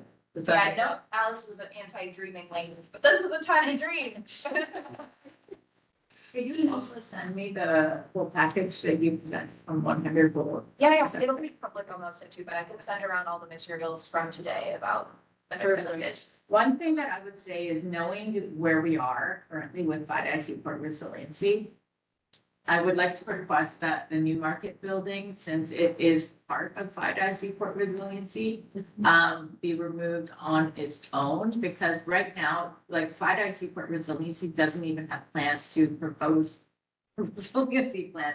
The first thing that we need to focus on is actually getting design money so that we can complete the design and then go for major federal funding, because it's actually anticipated to cost between anywhere from $8 to $10 billion. And if we can't even scratch together the 15 million required to design it, then we're not gonna have a package to submit for federal funding when Trump eventually goes away. So, like, priorities wise, time wise, and urgency wise, I don't know that calling out one specific plot of this whole resiliency plan as a priority that frankly is bigger than the entire resiliency plan makes sense, like logically to me, it doesn't. We need a design first. Argument for you. Go for it. For this particular site, there is always a possibility of private-public partnership and funding being allotted to be able to do that, to be able to connect into the existing. But is that more important than the entire community flooding? Because that's Let me what finish. the design lacking. Okay, The- go. The design is flexible and the design can accommodate flexibility. That's what you're told all the time. Yeah. If we could get funding, it's a different set because this funding is different than the rest of it. It's Much different. more contained and you might be able to find a private. You might be able to do a public-private partnership that works in conjunction with, to be able to start to chip away at the 2 billion by doing this project over here. Yes, you're still working on the whole, but you can get funding potentially to get this done. So then now we've got a larger chunk that's done. And then you have the Seaport Coastal Resiliency, which is with SCG. And so you're moving the dial without having to say, I want all or nothing. Because if you consistently say all or nothing, then we right now have nothing. And so what we want to do is try and be able to figure out, well, maybe, yes, 15 million to redesign. You're going to have to rebuild the New Market underneath anyway. Well, yeah, but so I guess I'm wondering, like, how does. Okay, the cost to rebuild the New Market pier is going to be enormous, so that's going to have to be publicly funded, right? Like so. Not necessarily. But do we know these or are we? No, they Oh, no, tore that- down the existing Yeah. building because it was not structurally stable. Because the underground was, Yeah. but that does not mean, And if so you it's look a at Pier pure- 76 and you look at 40 and you look at other things that have been done on the west and further north and south on different piers, there are possibilities of things that could be done. And if you can get a public-private partnership to reinvest in there and build something, then you can move the dial, which is the goal. This is sort of a different perspective, but just reading through EDC's response, and it's actually not about both reasonable approaches to it, but in terms of where EDC's headspace is, they're like, we don't want to deal with anything. We're looking for this big pot of funding. And that's basically what they mentioned here, which is that consideration for future use of the New Market building site is included in planning for this Yes. bigger project. And I'm not 100% sure, but I'm pretty certain they would come back with a similar response over here. If you're on It might not be something. worth prioritizing that. So what's your proposal? I'm proposing that we split off the construction from the design, that we focus enormously on the funding the design of FIDI Seaport Resiliency so that we have a package to submit to the Fed. But fine, Yes. And That's that's the package with number 200 already. but the FIDI, the whole Seaport Resiliency, it's a huge Yes, huge project, right? yes. if, some private guy wants to invest money only on new market building side. Yeah. Are you in favor of? Well, then that's private, then It has to be, that's a partnership. it has to be a private-public partnership. It Okay, but cannot. that's not, this is asking the city budget to, I think it's a subset of item 2. That's what I'm saying, yes. And I agree with that. I think you could argue that every one of those buildings might get publicly and privately funded. The new, what about that new seaport terminal, that behemoth? I mean, the new, But I mean, you're looking at ferry that. terminal. I mean, Then you why know, are you calling out any of the, if you're just gonna say the Finite Seaport Master Plan and leave it at that, then you're taking off Seaport Coastal Resiliency and you're taking off all the other things, anything that's in there. that. I actually think, But Seaport Coastal Resiliency theoretically has funding, and they're just winding through the courts to get the funding for it, right? also question that, I question that project. I don't quite understand it, and I'd like to better understand it before I would be putting a vote in it, because I really felt like it was so sort of, there's a redundancy there to what the overall FIDI Seaport Master Plan is in FIDI Forge now. Yeah. That never made sense to me, and the fact that it was stopped, it's like, there's something about that that's troubling, and I'm not sure as a board, do we want to support money towards that or money towards the overall resiliency plans?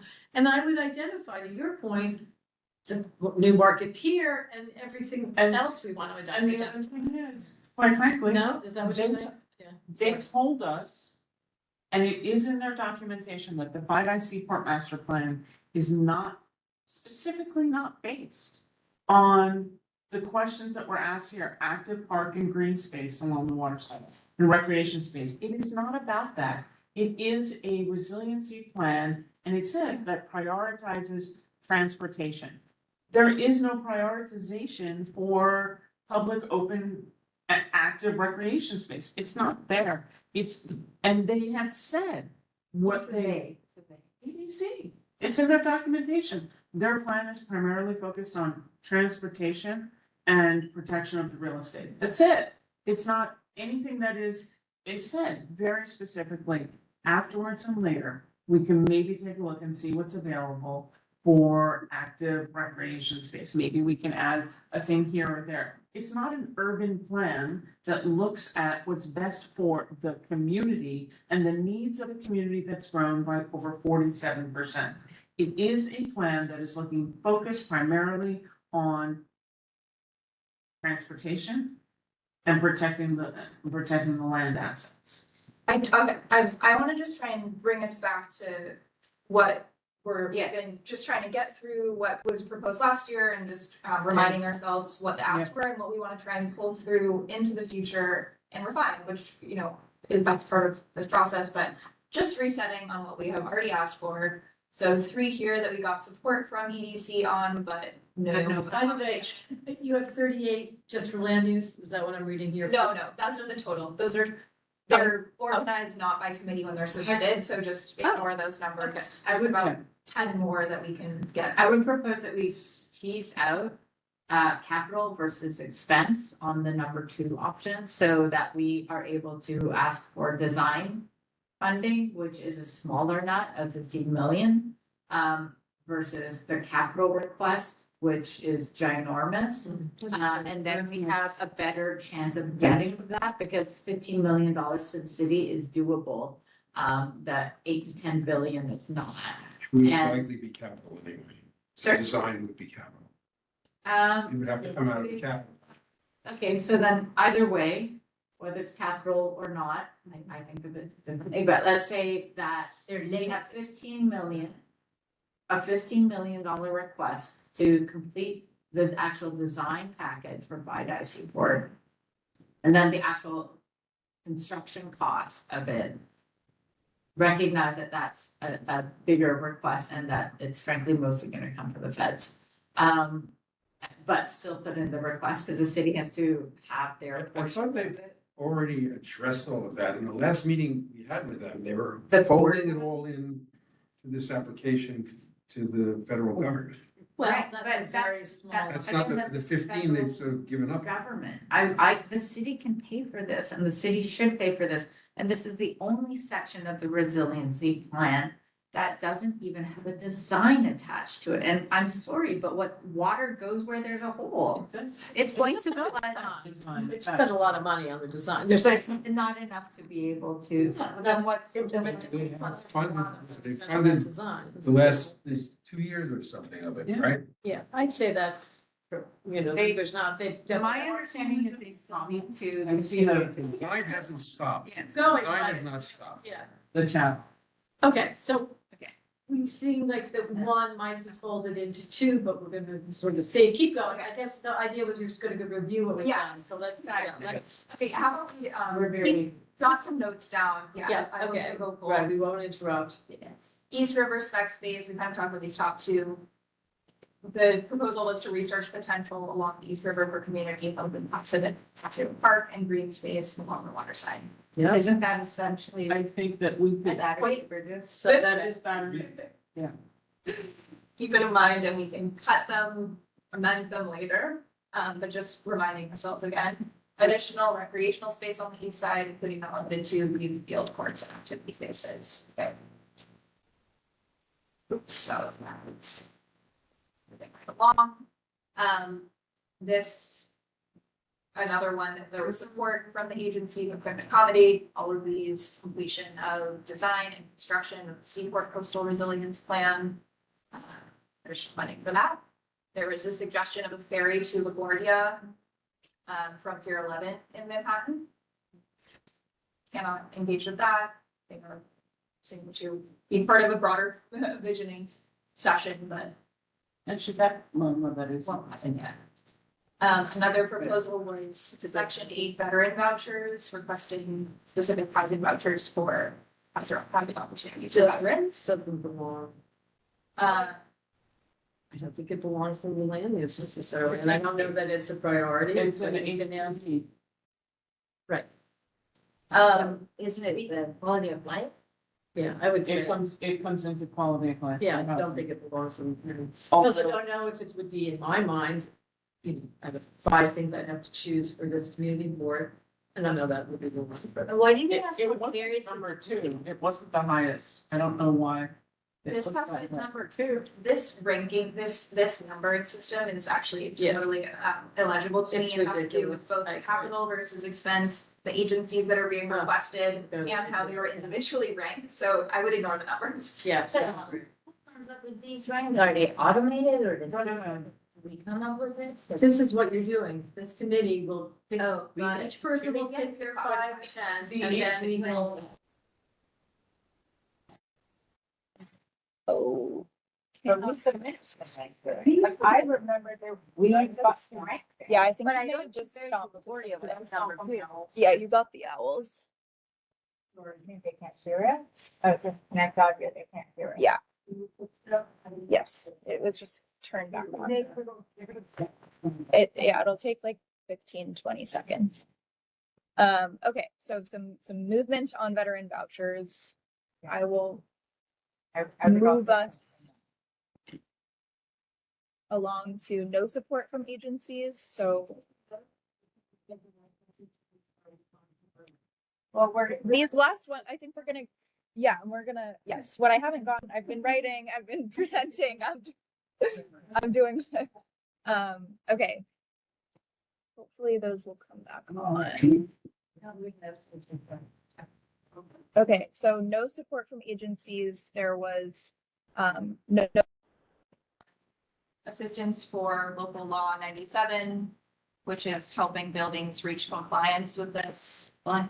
Environmental. They said Well, it's DOB. But it's land, it's environmental protection. I mean, it's, yes, I understand it's where it's landing as an agency, but I don't think it belongs to our committee as a priority. It's part of, I thought it was part of economic development, when I look at this. Because I know there are a lot of buildings who are, They can't pay for they it. can't pay for it. Yeah. But DOB would never be the agency that would pay for it. Like it's like we're asking, Yeah. yeah. yeah, totally wrong. From enforcement. Yeah, it doesn't, yeah. Yeah. So that's, Of that's course, that's a no. not, yeah. Yeah, that would was- be, that should just be Or- taken off. Because, No, it's as written, like. as written, yes, the topic needs to be fixed, basically. But also it needs to go to someone else, because DOB would never like. Yeah. Do that. Just, granted, it was just- We could talk about the fines are pretty nasty, the DOB fine, maybe that's something that is a topic from here. DOB fines, Regulations recently. It's very, they've made it much more flexible, much easier Exactly. to basically not do anything, right? I would say there's a large portion of buildings in our district, including in Battery Park City, that cannot